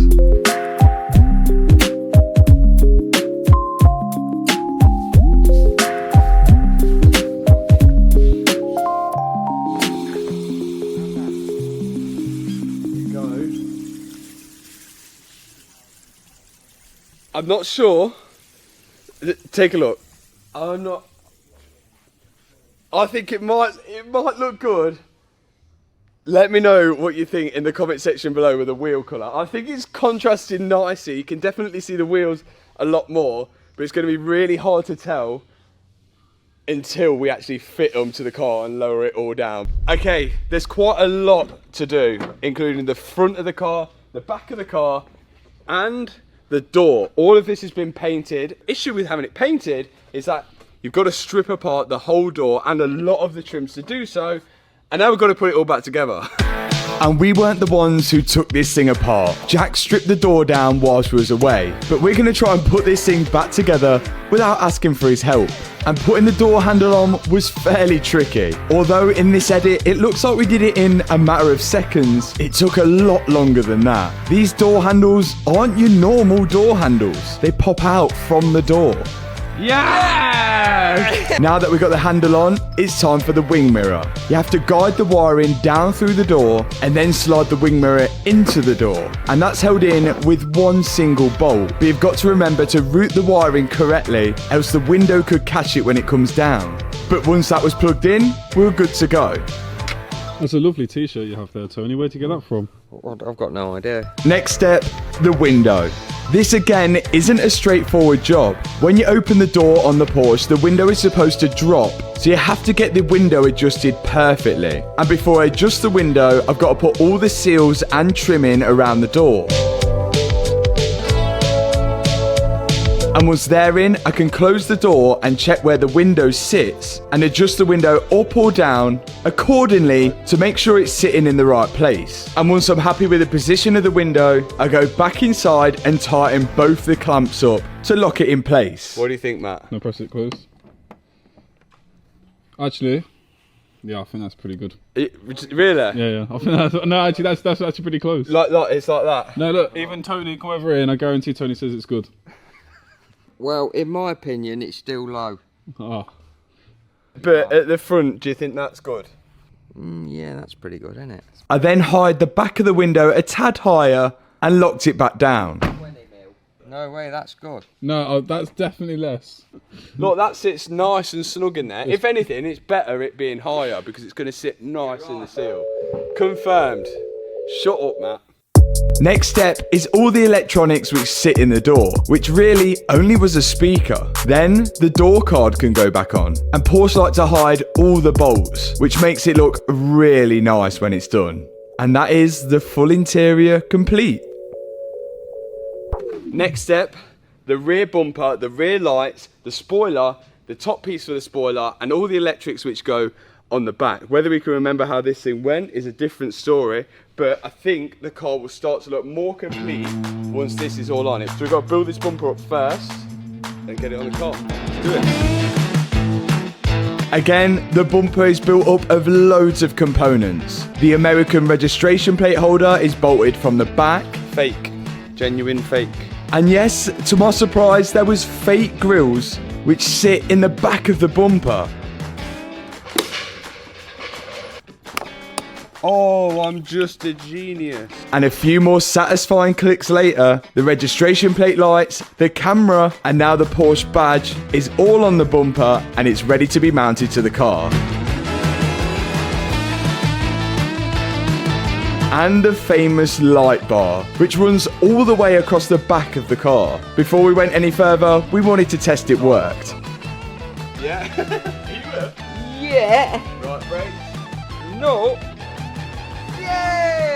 Next up, I thought it was the ducktail, but I could be wrong. You're definitely wrong. There's no way it'd be done that way.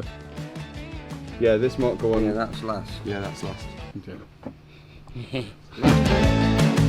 I was wrong. This big panel goes on first, which is also the engine hatch to top up your coolant and oil. Then the ducktail goes on.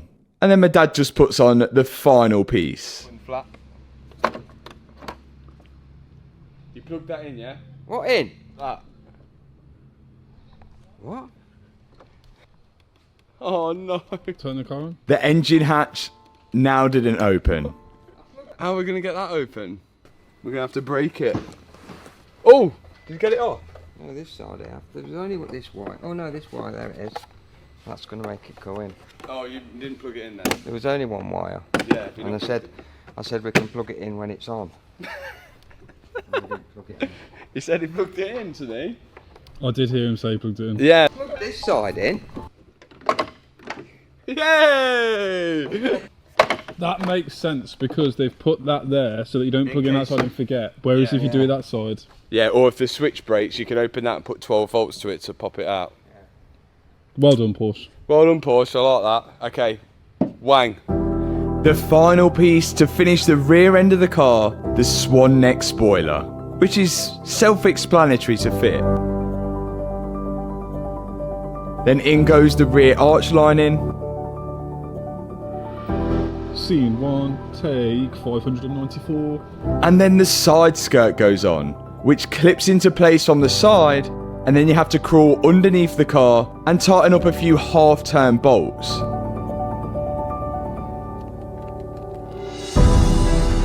It is really coming together now.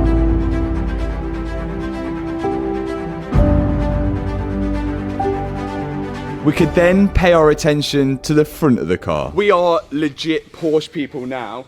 This is all of the parts that are ready to go on, but remember we put all this suspension on and we're going to get this checked over by Porsche, so we want to be legit, which is why we've got this, and check this out.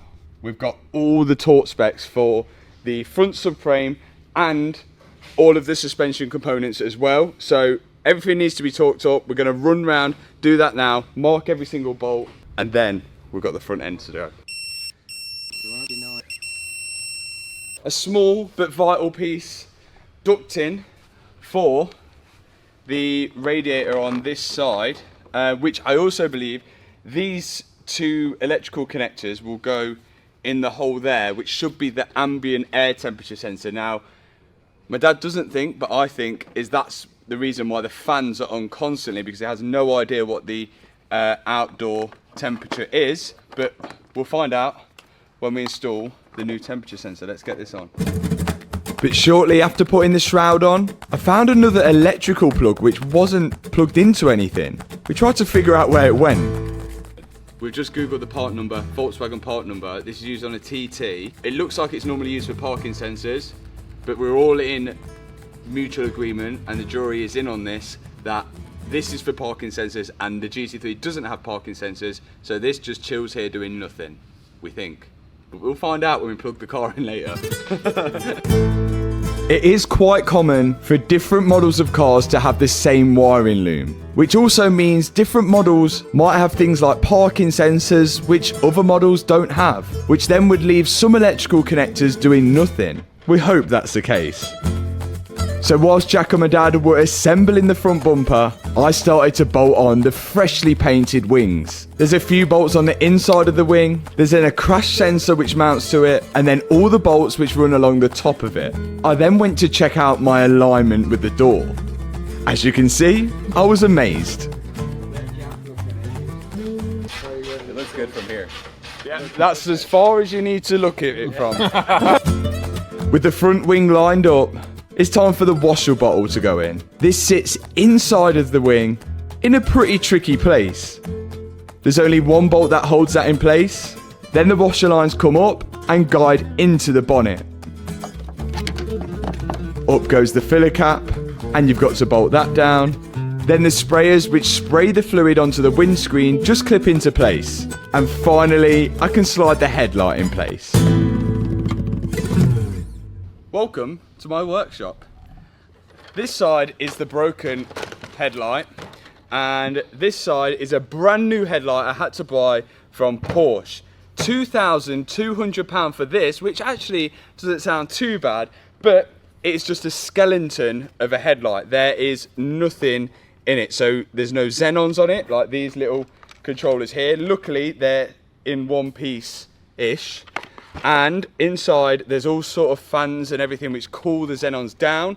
So we've got to open all of that, switch it all over. So my dad's gonna do that. Do it. There's quite a lot of components and computers inside a modern day headlight. And I imagine each one of them is gonna be pretty expensive. So I'm hoping this new headlight's gonna work with all the old components in it. And after I'd fitted the passenger side wing, we went to test it out. Whilst my dad's making a few adjustments, we would just want to see whether both the headlights work before we carry on. Here we go. We know we have a history with headlights. Wow. Are they on? They're on. They're both on? Yeah. Hey! Flashing. Yeah. Indicating. Oh, we don't have an indicator, do we? Yeah, they look cool. Good news. My dad had then finished building up the front bumper and wanted to do a big reveal. The big reveal. 3, 2, 1.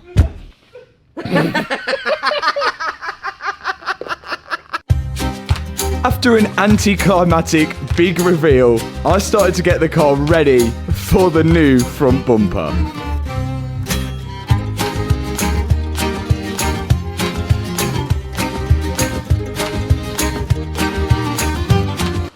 Putting the temp sensor in. Well, I don't think that it will solve the fan problem, because I think the fan problem's caused by the air conditioning.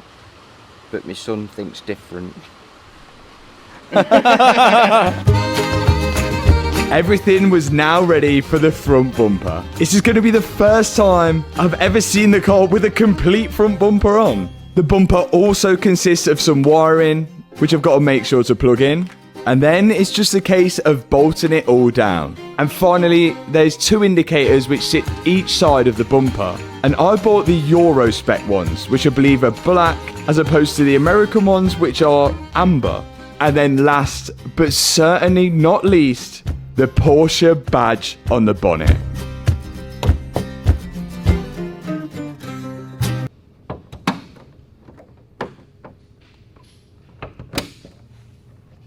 Yeah, boy. Sick. We was bound to miss one part. And that would be the arch liner.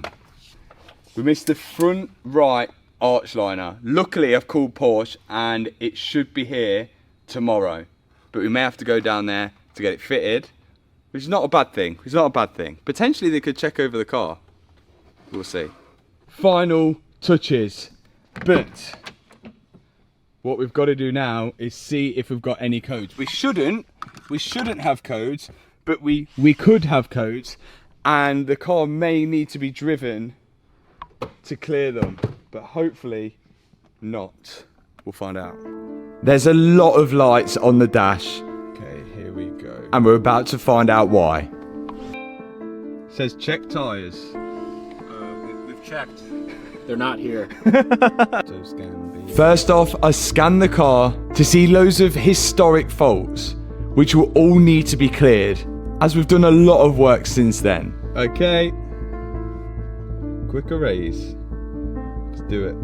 And after I cleared them, these are the faults that stayed. Right, I'm interested in the airbag. Multiple collision brake, no function.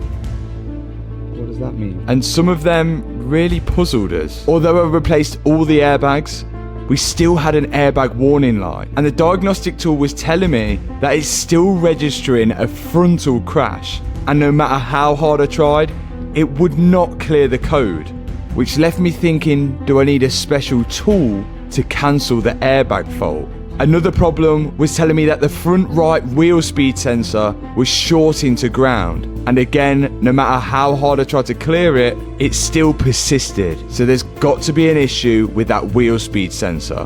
And if we don't fix it, we'll have no ABS or no traction control. When we went on the live data, it was thinking that the front right wheel was doing over 3,000 kilometers an hour, which definitely wasn't right. So we needed to check some wiring out. Right, we can't see any break in the wires up there. So now we're wondering whether it's the fault with the wire that runs to the ABS sensor. So we're going to switch over this wire from this side to the other side and see if we get the same fault. And then if we do get the same fault on that side, we know it's that wire. But if we don't, it's got to be something further up the line. And after my dad got the wire off, he found the issue. There. Yes. Yes. That's it. The tiniest little thing. Yes. Oh, there you go. It's broken. There it is. There you go. That's the fault. Yes.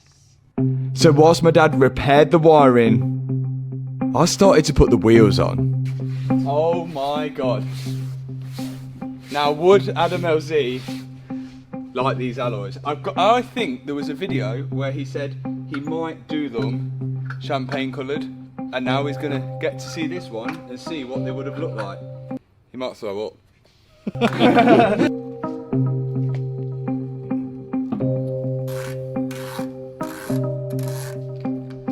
Oh, it looks wicked.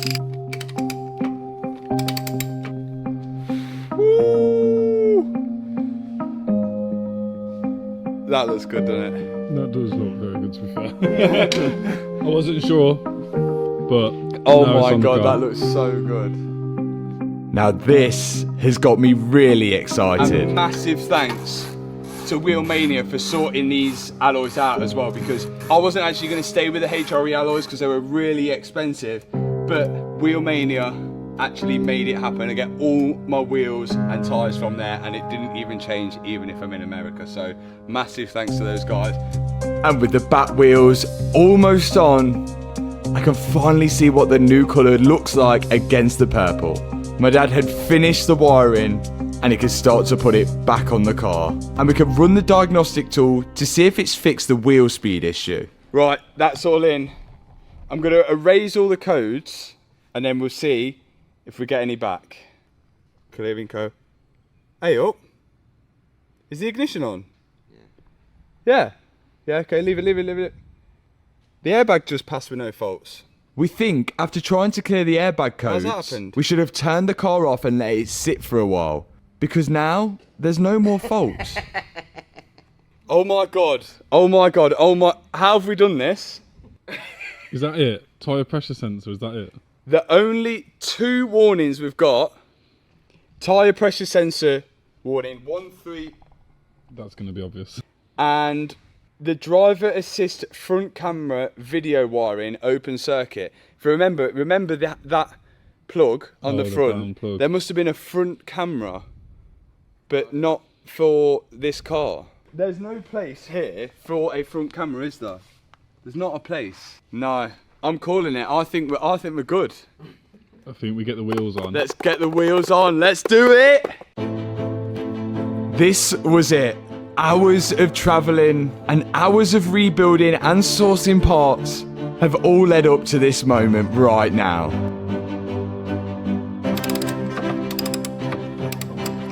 BM Paul Ben. Of course, we've got license and registration sorted in the US, and the GT3 is about to be back on the road for the first time since the accident.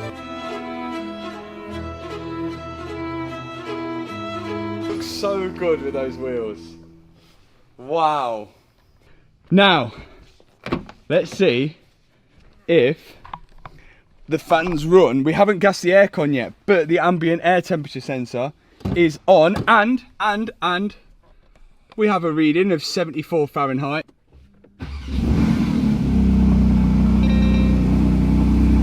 Check tyres. Any fans? No, can't hear it. No fans? No fans. I think my dad was wrong. The fans are not on at the minute anyway. That's okay. Engine control error, don't really know what that is. Maybe we just drive it. Service required. Doors open. I think we're about ready for the first drive. It's first drive properly time. Proper time. Let's get it out.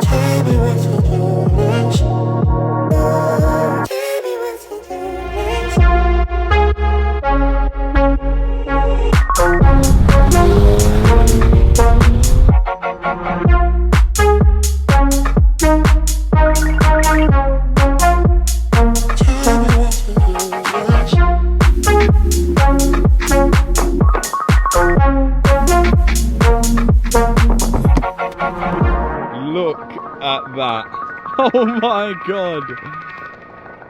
That is too sick. Wow. Oh my god. Is this even like real? Is it even real? Wow.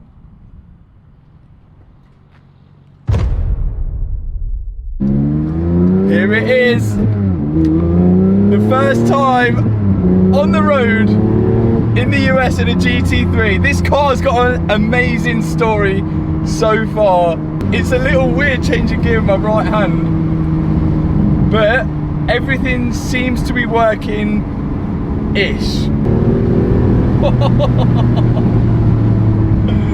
This is so good. Although we've cleared all the faults, we still have an engine light on the dashboard, and I think it's in like a soft limp mode because it almost feels like it should have more power than it does. I mean, the tracking is out, that needs to be done, but look, it doesn't let me take it above 3k, above 6k rev, so here we go. And it's like a rev limiter. As soon as I hit it, it's got to be in a limp mode, and I've got a feeling I know why.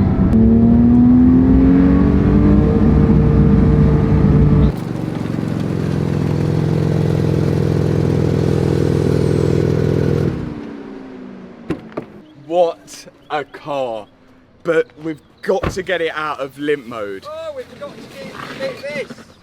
It looks like we forgot to fix something. Now we're 90% sure that this issue is to do with the exhaust. And if you remember when we first picked up the car, we found it had a standard exhaust on, but Adam, who owned it previously, put on an aftermarket exhaust, and we still haven't fitted the diffuser as well because we need to change out this stock exhaust.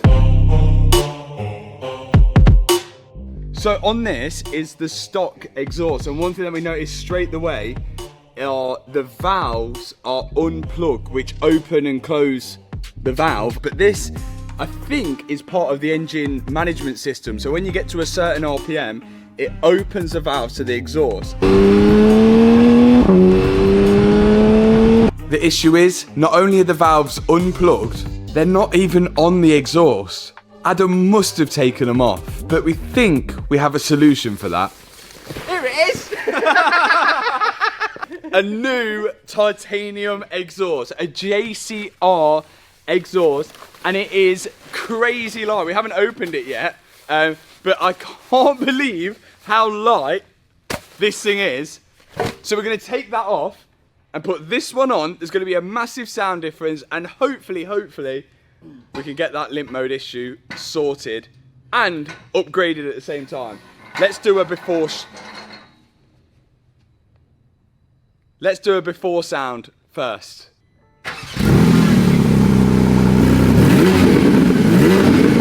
Oh, it doesn't actually sound that bad. It sounds alright, to be fair. Yeah, the JCR is going to make this better. Let's do it. The cool thing about the GT3, the engine is in the back. The manifolds run out here, which go into a catalytic converter and an OPF filter, but the part we're changing comes from that, which is this huge back box. Start the clock. Here we go. The JCR exhaust is an OPF back, so all we're loosening off now are the two clamps which clamp the exhaust to the OPF filter, and then all there is after that is a bracket which holds the back box to the car, and it's as easy as that.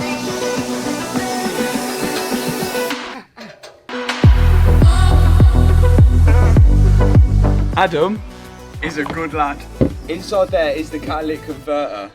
But what should be after that is the OPF, and obviously in the US, well, in Florida, you don't need catalytic converter or an OPF. So he's actually removed the OPFs, which is good. It's going to be louder. We're going to keep the cats in because I think if we remove them, we might need a tune. But there is a slight issue. These should have the valves on. They should have the electronic valves, and it looks like Adam's taken them off. So we're going to need some kind of valve delete kit, but we'll sort that out. We'll sort that out in a minute. For now, let's unbox the JCR exhaust. We could not believe the weight of this thing. It was so light. Wow. And the welds on it were unreal. I think they're called brushed titanium tips. I think they just look clean. It does come with a valve delete kit. To use this, I need the valves off the stock GT3, which if you ordered this, normally you'd have the valves off your stock car, but I don't have them. So I can't use this valve delete kit without my standard valves. So we're gonna have to try and solve something there. But for now, we're just gonna put this thing on, solve that later. Let's do it. Not only should this improve the sound of the car, we're also taking a lot of weight off it. The stock exhaust is super heavy, and it even comes with a certificate of authenticity. And we're only 12 minutes in, and we're already putting on the JCR exhaust. How amazing does that look? Just for the exhaust tips now.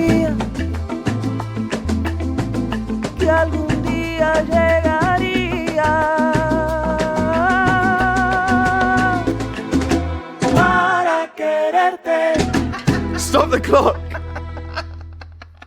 22 minutes and 34 seconds to fit a JCR exhaust to a 992 GT3 without the diffuser. So this was a stock diffuser, which we found at the front of the car, and we think this happened from not the crash, but loading the car onto the trailer, and it's completely scratched up the bottom, it's wrecked some of the fins, and I was pretty sure I got a quote from Porsche, and it was like 100 or 200 £200 for each individual fin on the diffuser. So instead, I went on eBay and I bought a second-hand one from a breaker's yard, but it was still $1,000, which is around £800. New diffuser, but we can't fit this yet. So we need to get these valves sorted as soon as possible. We're literally going to Porsche tomorrow. So I've actually ordered these from Soul Performance, and it's a valve delete kit. With this, I can plug this into the standard loom, and that should cancel all the codes off the dashboard and take it out of limp mode. The only other option was to get the standard exhaust valves from Porsche, which were $400 each. $400 a valve for each side. They then have to be calibrated to the car, which I'll have to pay for, and then I'll have to take them off and use the valve delete kit for the JCRs. Instead of fitting the rear diffuser now, we'll wait until tomorrow morning for it.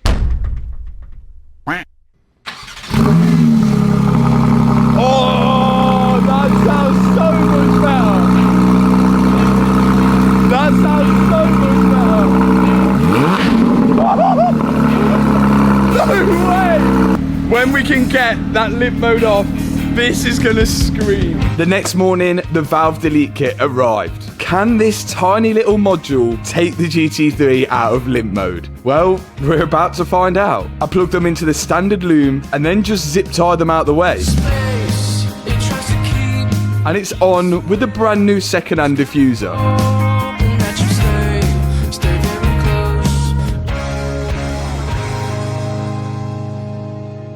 Okay, I have small doubts that it's going to be out of limp mode straight away. Might have to cancel codes. Come on, Porsche, behave.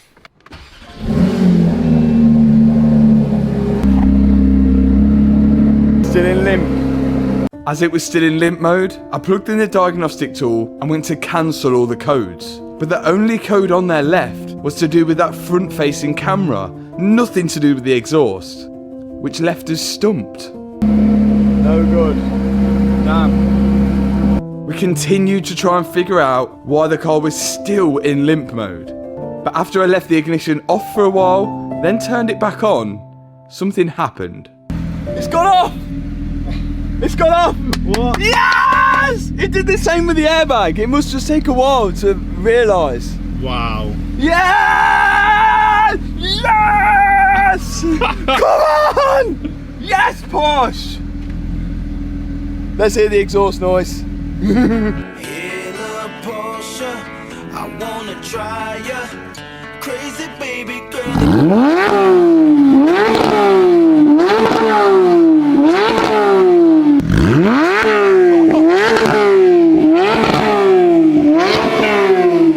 Oh my god! What? JCR exhaust, everyone.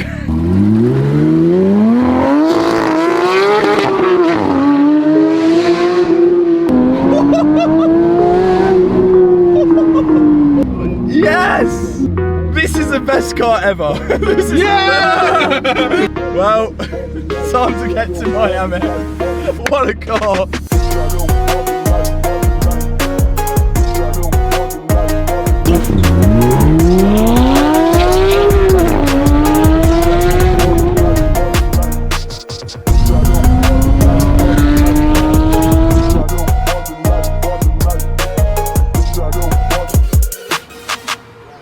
Here we are, arrived at Champion Porsche.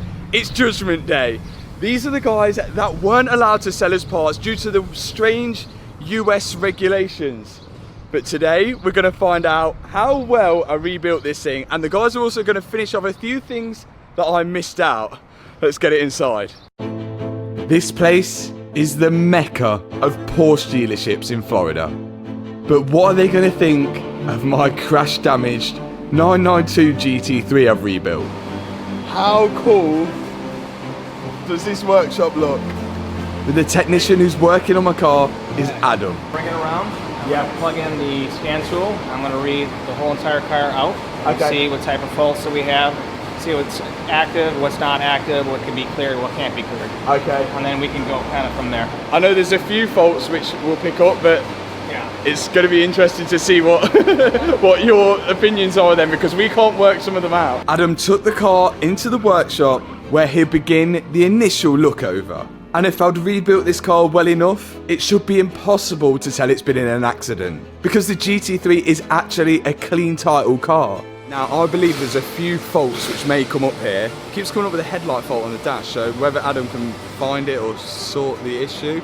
And there's probably a few more, but they're the last few issues that we couldn't figure out before we came here, so this computer is probably going to pick them up. Adam then plugged in the special Porsche diagnostic tool. Everything's unplugged, is what it's showing me. Down there was a brown plug, which didn't go to nothing that we thought anyway, but we have a fault for a camera system, so I thought, is there supposed to be a camera down there? Sometimes some of the harnesses they have, depending on options, it does have that. Yeah, right, okay. This is all front camera, so if you had everything apart in here, there's a good chance that that may be unplugged. Right.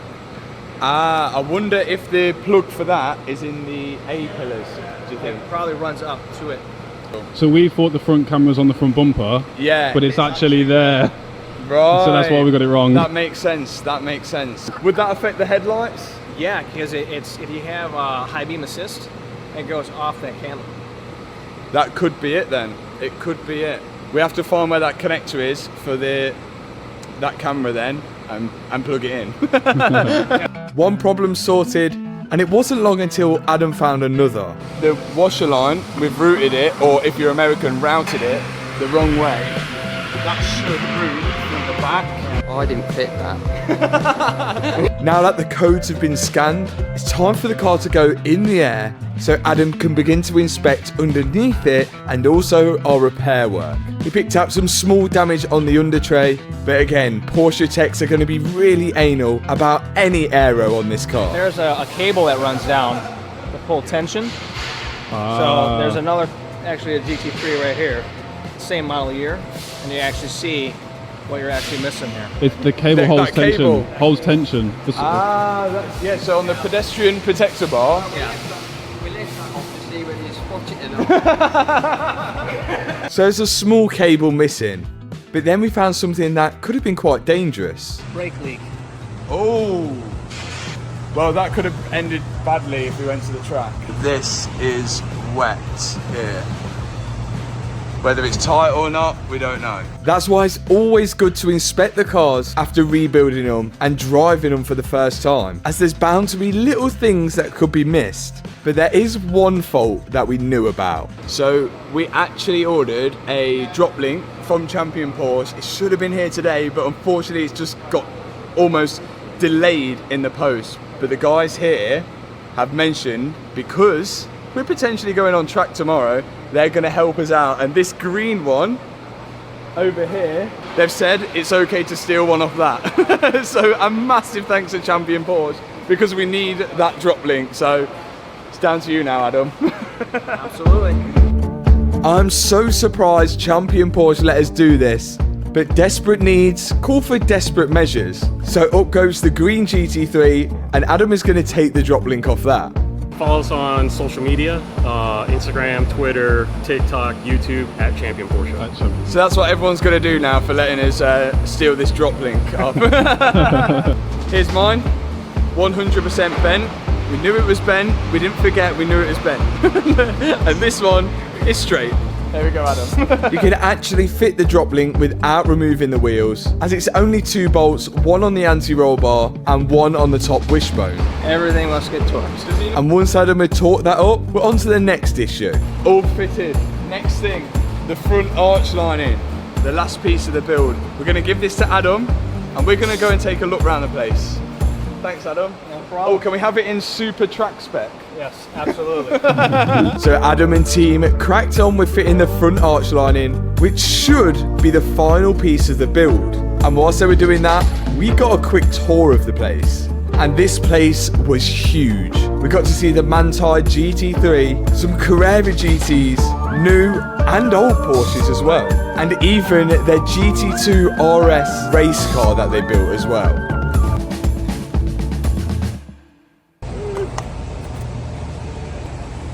We'll clean it up and we can pump it up and make sure it's nice and smooth. So hopefully the brake line is just a little loose and that's why it's leaking. Adam tightened it up and then pumped the brakes and the results were in. I don't see any residue coming out. It's nice and dry right now. Just that extra little turn. Now we're about to find out whether the car's straight or not. And look how blue the exhaust is already. What the guys are about to do is a Manthey 4-wheel alignment. They'll adjust the ride height, the camber and the toe on the car. And if I put the front tub of the car on wrong or even a millimetre off, then they're going to pick up on it now. This alignment kit uses 4 platforms on each corner of the car to then make sure that the steering wheel is perfectly straight and the car gets lowered down onto the platforms. It then uses a laser so they can measure the ride height from the floor. And Adam had this car decked. We're aiming for 90mm off the floor. Now factory, if you had like a Manthey kit in here, it would be 90mm.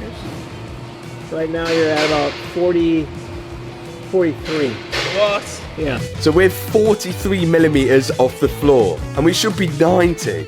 Around 56. And we're 56mm off the floor on the driver's side. So Adam's got a lot of adjusting to do, but all was looking good so far. Look how many times they do it until they get it right. So right now, the guys are adjusting the camber of the wheels. So the way the wheel goes in or out like that. On sort of a Manthey setup, I would suspect they're going to run more camber. So when you're going round the corners, more of the tyre will touch the actual road surface. I believe that's the technical way of... Yeah, more tire contact with the road. Yeah, in a straight line more like that, and then round a corner more like that. Technicals. This is a super long process, but it should completely transform the way the GT3 drives. And after they were all happy with the alignment, back on went the wheels. They needed to get torqued down, and then we could check out the new ride height.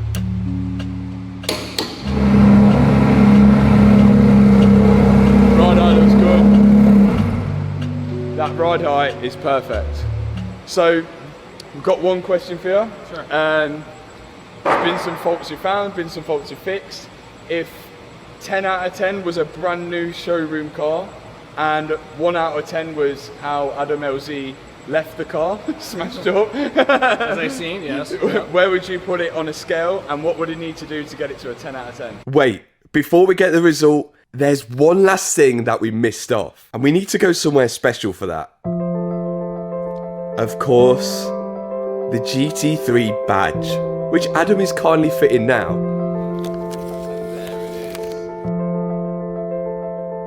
And what a beauty it's turned out to be.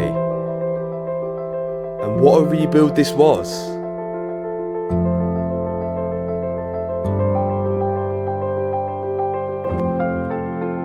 but I think it's about time we got our results. It's, you know, for the amount of work that was put into it and after the accident, I would say, I mean, out of Porsche standard, I'd probably say out of a GT3, I'd probably say a good solid 8. That's probably an 8.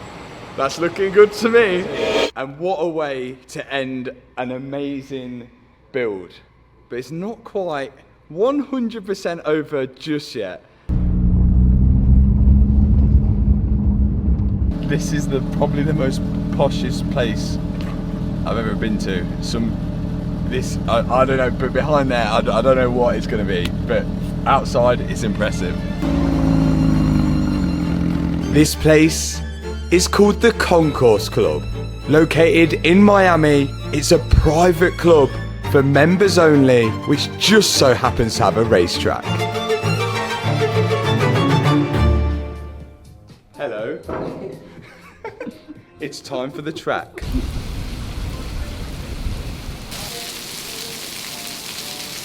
So, in true UK fashion, it's decided to absolutely throw it down just before we take the car on track. This is going to make it very interesting. It's a good job it's four-wheel drive, right?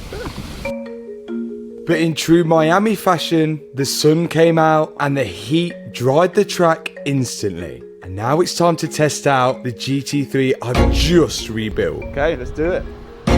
Good luck. Thank you. See you on the other side. Read it.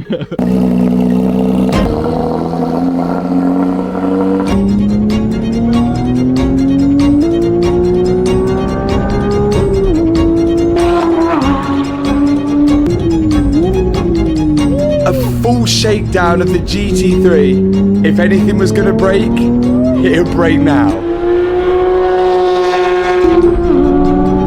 Just listen to that noise.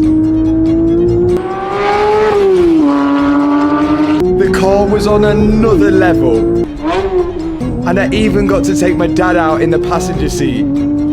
Although things got a little loose.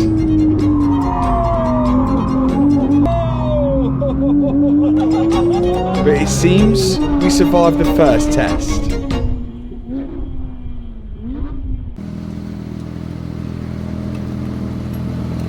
That was so good. That sounds amazing. That was so good. Oh my god, that was so good. Can't get out, my legs are all jelly. Even good love feels like drugs. The GT3 passed the first test with flying colours. And before we got to our next destination, I thought it was only right we stopped by a familiar place. Even good times get you high. Little bit lost, but it's alright. Well, seeing as the GT3 is now complete, it would only be right to stop by Copart to check out maybe some potential new projects. Copart is the auction place where I bought the GT3 from. They sell loads of crash damaged cars. And we've stopped by Miami Copart because, as you can imagine, there's a lot of interesting cars there. Now there's one car in specific that I wanted to have a little peek at whilst I was here. We've got to find it amongst all of these other cool cars actually. Oh my god, any guesses, Dad, what's wrong with this? It looks like it's been in the sea. Look behind you. Oh! Oh! So sometimes they tape a water line on the car where the water's gone to, but this ain't been in the sea, this is mint inside. Look at inside here. There's no wrong with it, is there? Raise it. Oh! That's cool. And you can lower it as well, lower it. Oh! There was so many projects to choose from, but there was one specific car I really wanted to look at. The 488 Spider. And this one has had a small knock to the rear quarter. I have never attempted to rebuild a Ferrari before, so it could be interesting. I think this is repairable. I think literally you could strip this all off. Oh look, they look fun. Rivets. We've done a lot of drilling before. No, I think the battery is completely flat. Airbags have gone only in the door cards. Oh, oh my god, it's part of the frame or something, isn't it?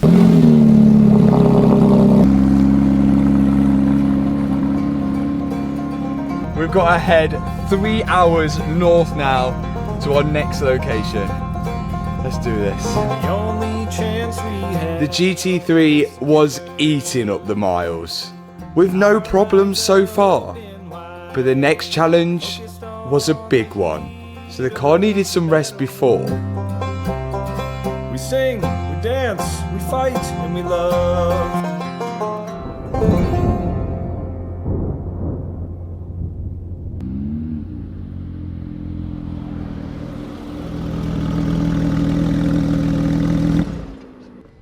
So we have access to this a mile long runway, a legit runway. The top speed of the GT3 is supposedly 199 miles an hour. I don't know how long it took to get there, but it definitely wasn't a mile. But we're about to find out because I'm gonna give it a go. 1 mile to get as close to the top speed as possible. This car isn't known for being one of the fastest in a straight line, but this is probably going to be the fastest I've ever gone in a car. Everyone ready? Here we go.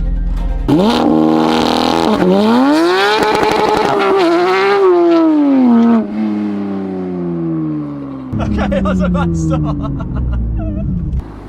Maybe that start was a bit aggressive. A little bit, yeah.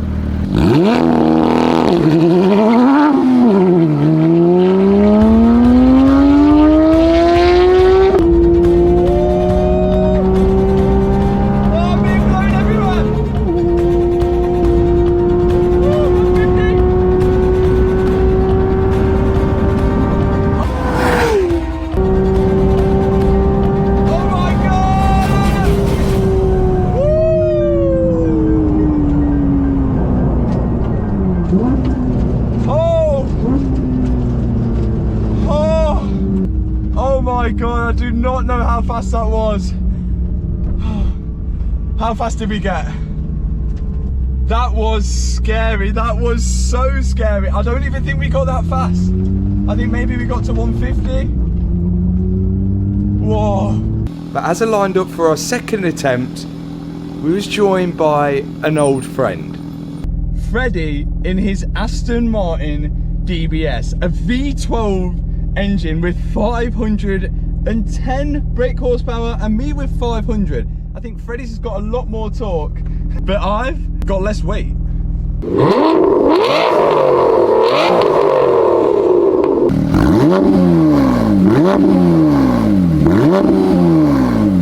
Are we ready?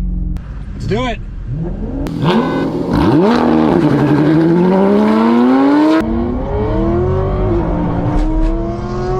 My shoe came off! Here we go, and I'm beating Freddie. I'm beating him already, come on! Oh, that Porsche is fast! It's so fast!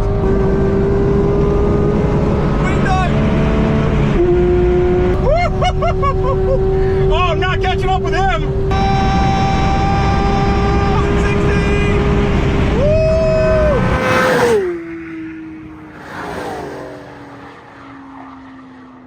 We beat the Aston! Oh, boy! Wow! My shoe came off. I'm pretty sure I missed a shift. That Porsche is really, really fast. We beat the Aston! I don't know what happened to Freddie, but I think we beat it. Like quite a lot as well. He's got 6 extra cylinders. Hey, I don't know what happened there.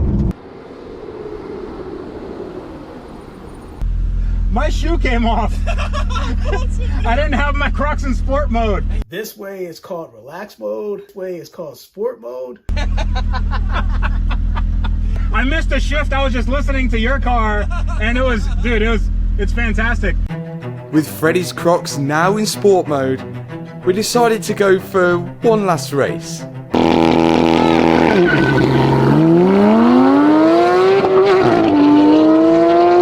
Come on!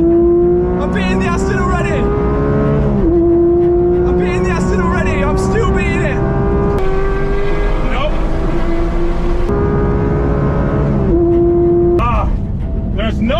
away from it, that car is faster than mine.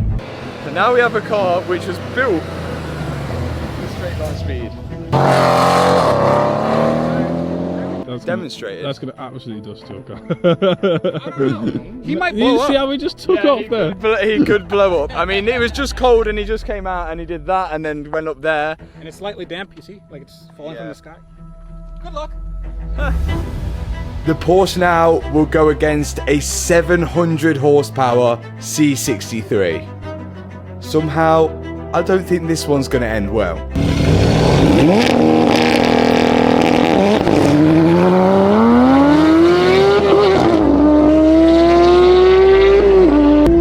on, GT3! We're beating the C63! Oh man, come on, let's go! That is fast. That C63 had 700 horsepower. Wow. 9,000 RPM on the GT3 is just not fair though. Yeah. It's not, it's like 500 horsepower in a Porsche. It's like 700 horsepower for everybody else. It makes no sense. We did it! GT, how? Alright, so this is a big heavy car. I was a little impressed, a little sad. And of course, I was humble with the win. And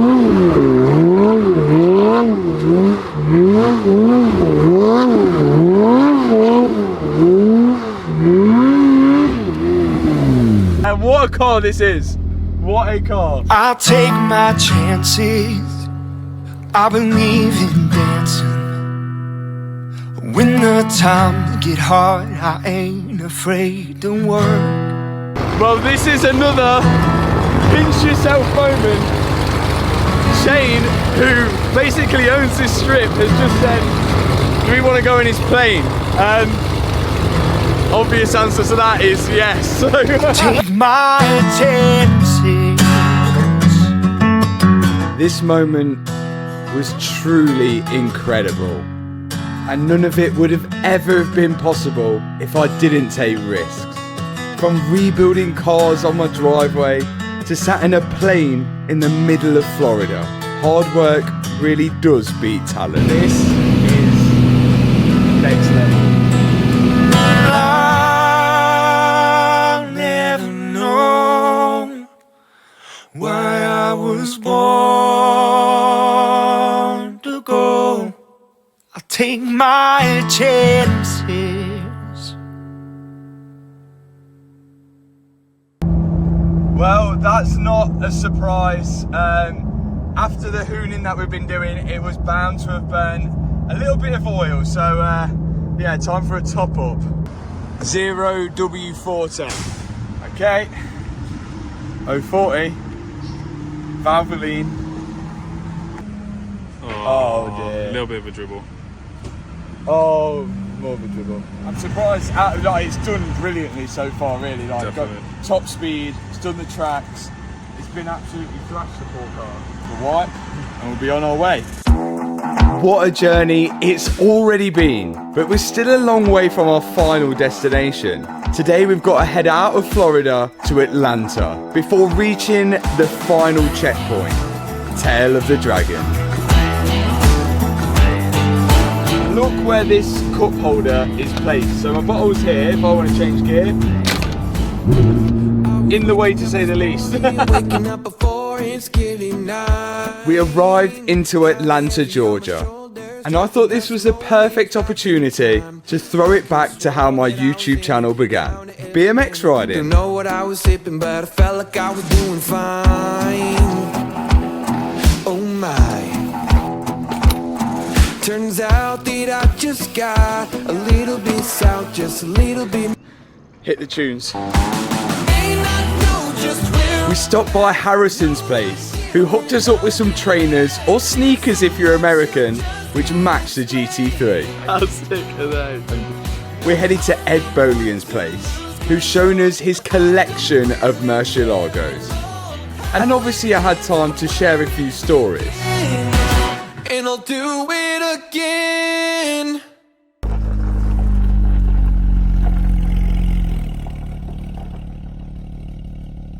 And we've arrived, and my back and my ass is killing. Another 5 hours in the bucket seat. And here's our ranch. You look like an old man walking on it. Look, it's proper. Yeah, ding ding ding. It's proper hillbilly, isn't it? Hey. Oh yeah. Yes. This is cool. It's very wooden, isn't it? Campfire and a little banjo. That's our crib. Check back with you in the morning.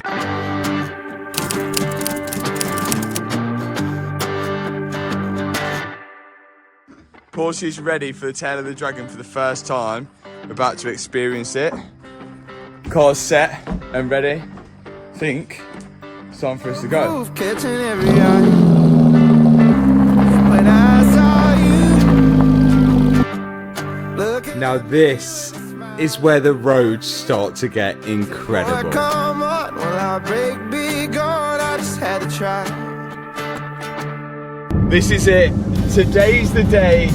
We've reached the destination where the 992 GT3 ended its last journey, and we're about to finish it off on the Tail of the Dragon. Now we have actually spoke to Adam LZ, and I'll let you guys know what he said once we get there. But I cannot wait to enjoy this road in this amazing car. Let's do this. You just move, baby. Move any way you need. How do you do it, darling? You got me on my knees, on my feet. Here we are, Tail of the Dragon. Miles away from the UK, miles away from Florida, in the GT3 that I've just rebuilt. This is going to be so sick. Now we don't want a reenactment of what happened last time on the Tail of the Dragon, so we're going to take it fairly easy, but enough so we can have a bit of fun.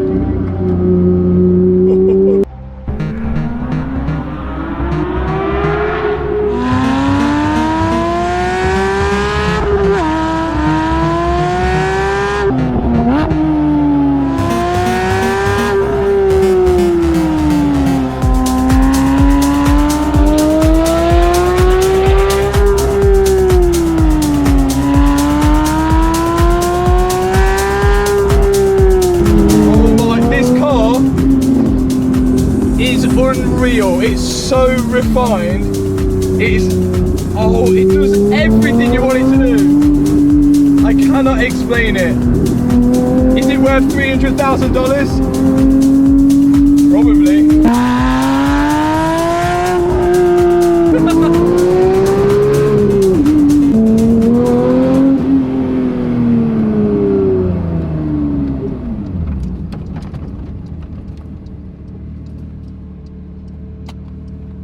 This looks like the place. This truck basically crossed over completely into our lane. We weren't able to stop in time. 100% their fault. Car appears to be totaled. It's totally their fault, but I can understand if you aren't familiar with these roads, you see it pull up on the left, you go, not realizing that there's cars coming. Here's the place where Adam's journey ended with the GT3 and my journey began.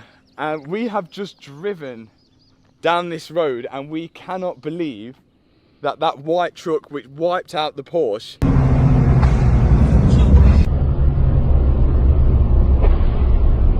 actually attempted to pull from the right hand side of the road into this lay-by. It is so blind. It's kind of eerie bringing it here. It's so quiet. Coming across here, completely in the left lane, you can see they were on this side of me. My hands a little The white truck was coming from this direction, but on this side of the road, and that is a blind corner coming that way, and for some reason the white truck looked like it veered over that. I mean, you could probably even see the tyre marks there, look. And the tyre marks are literally straight here where it's hit. So, and it's gone off down there. You don't even want to know how deep that is down there. Like, whoever was driving the truck has got lucky because it's really come off and somehow managed to stay there. But the tyre marks are still here. I assume Adam came round the corner. There's nothing really he can do. He's on his side of the road.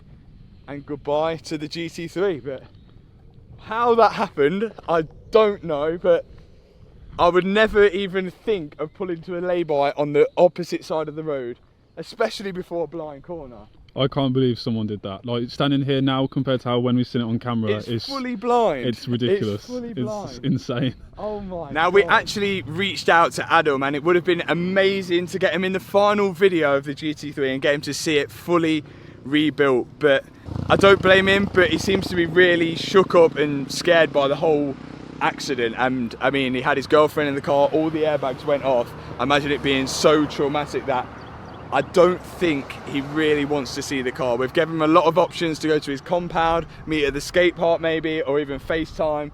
But as a nice guy, I just don't think he wants to see the car, which is so unfortunate. But at least we've all got to enjoy it. And I guess if he wants to, he can watch the videos. Now what? What do I do with the GT3? And to be honest, I didn't really know when I first started, but we have a plan. I've now done 2,000 miles in the GT3. I've almost double the mileage of what was originally on this car when I got it. So I'm nearly matching the same mileage that Adam done in this car as well. So we've nearly enjoyed it both the same amount of time to an extent, apart from I had to rebuild it. So like many of you, you've probably seen when this car got crashed on Adam LZ's channel, and I saw that exact video, but never did I ever think I'd be buying the car. And even when it came up on Copart, a lot of you guys were sending me the link saying I should buy it and repair it, but the fact that it was all the way over in Florida, I just didn't think it was even an option. But a month before, I met Freddie. Now, of course, me and Freddie had quite a lot in common, pretty much doing the same thing, but on the other side of the world. And he mentioned to me if I ever wanted to rebuild a car, I could do in his unit over in Florida. And it just so happens that the GT3 was being auctioned off at Copart about 5 hours from Florida.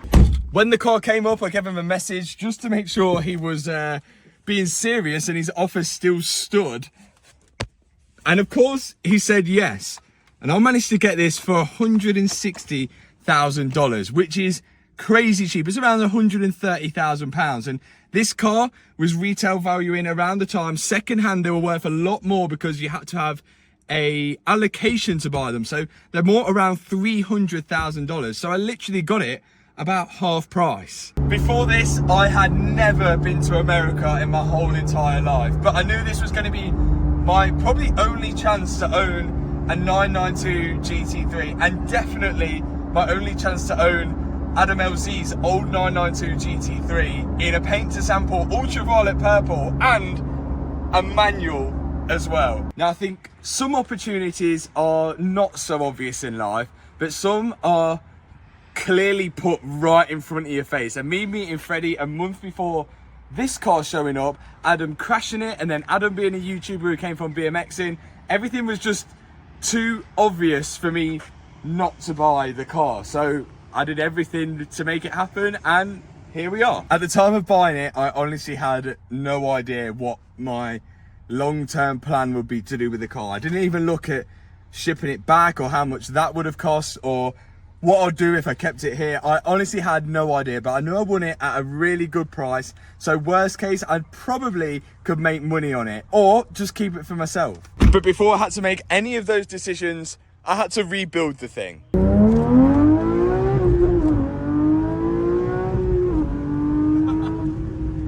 This car is one of the best all-round cars I've ever driven. It's so well balanced.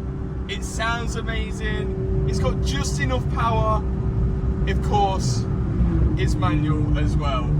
This has been such a good car, and especially after doing all those miles in it now, I've kind of got this, well, attachment to it. I've sat in this seat for 2,197 miles, and it's been great. It's been a really good 2,000 miles.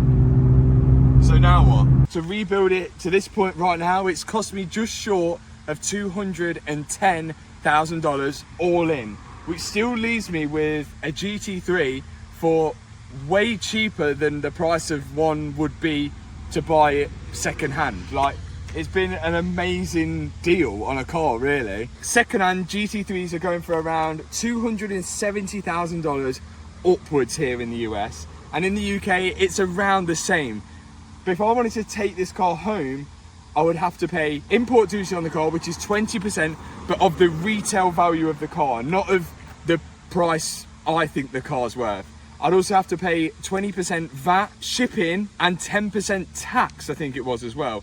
Basically, what I'm trying to say, it would cost so much to get this car back into the UK. And also having this car in the UK, it is a US spec car. It's left-hand drive, everything's US, the wrong way round. It'd be worth less and be harder to sell once it's over in the UK. So it kind of leaves me with two options. Option number one is to keep it out here in Florida, keep it in the US. So when I do future builds out here or when I come out here again, I've got a car to drive and it's a GT3. But the downside to that, it's a lot of money tied up in a car that I'm only really going to get to drive every so often. Option two will be to sell it out here in the US, where it's worth the most. It's clean title, paint to sample, manual, as I've mentioned a million times before, and it's worth the most out of here. But that would be quite anticlimactic and quite a sad ending to the GT3, I think. But then came option three, really, I guess. First time? Will it start?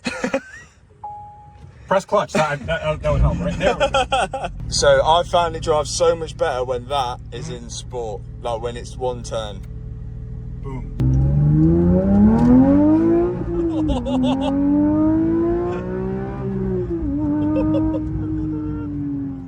That's not bad. That's good, isn't it?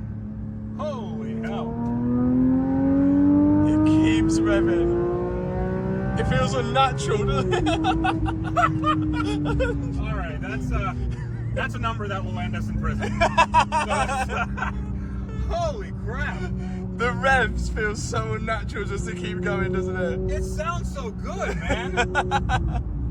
And the gear shift is perfect, man. You did an amazing job on this car. It's such a good car. Do a downshift and you'll feel like a. Oh!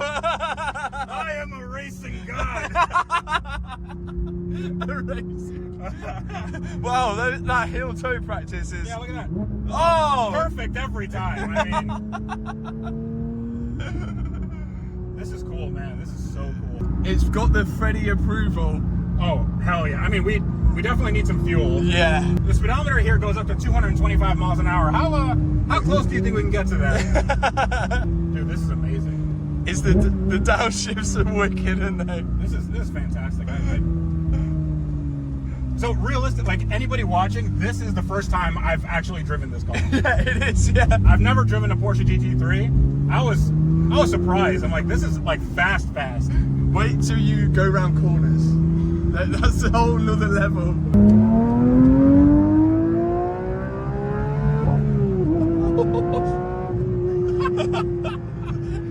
I can see why you won that race. Yeah. It just keeps on revving. That is the thing with this car. 9,000 RPM, and it goes all the way. You can use all of the RPM. Yeah. It's so good. It doesn't feel like it's gonna kill you or anything. It just feels really planted. Yeah, and the power is kind of really consistent all the way up. Yeah. Dude, I want to thank you for coming by and doing this project at my shop and. Oh no, it's been a pleasure. I would never have been able to do it without you. So. Well, here's the thing. I mean, you didn't know who I was until we met, and then we decided to do this thing. And like, dude, I'm glad to call you a friend. Thank you so much, man. Thanks, Freddie. I'm sure we'll be back at some point, and you'll be back in the UK. 100%. And there's plenty more to go. What if I brought this? I think that leaves us on to option number 3. When this car first got trailered to Freddie's place, he actually sent me a text saying, what are my plans with the GT3 once I've done? And to be honest, I didn't really have any plans. I didn't know what to do with the car. Then Freddie said, after you've done with it, I want first dibs on buying it. Yeah. And I couldn't think of anyone better for this car to go to. And if I could afford it, I'd be giving it Freddie for free, because the hospitality is Gevers. No. has been absolutely unreal, and there's no other way I can pay Freddie back other than giving the car to Freddie for what I bought it for. And dude, I appreciate it so he's going to enjoy this car. You guys are going to get to see this car on Freddie's channel as well. I'll put his link in the description. You'll probably watch it by now already, but Freddie, I would hand you the keys, but I've left them in the car. It's okay, but dude. Thank you so much for everything. Yeah, I'm gonna sell this so I can buy like an extra wheel for my P1. No, I'm just kidding. This thing is never. I'm never selling this thing. I just spoke to Freddie in the car and I said, by giving it to him for what we bought it for, it gives him an option to sell it and make money if he needs the money to do the P1 or anything like that. But he said he's not going to sell it. So this is a milestone, a sad moment for me, but also a happy moment at the same time, because Freddie's got to have a car that, well, it's got amazing history. Well, I think we're gonna try to get this over to UK and Europe, and then that way you can have all the experiences you want with this car. And I think you should get another Porsche back home. 100%, definitely. This is not the end of Porsches. This is the beginning. Thanks so much for watching this video. If you've enjoyed it, hit the subscribe button, hit that thumbs up button, and I'll see you in the next video. Could be your Alpha, could be your Romeo. Tell them boys back up, I ain't going nowhere. I'ma for that back up, put it on your story so all your friends see it, everyone can see it. And we're going and going and going.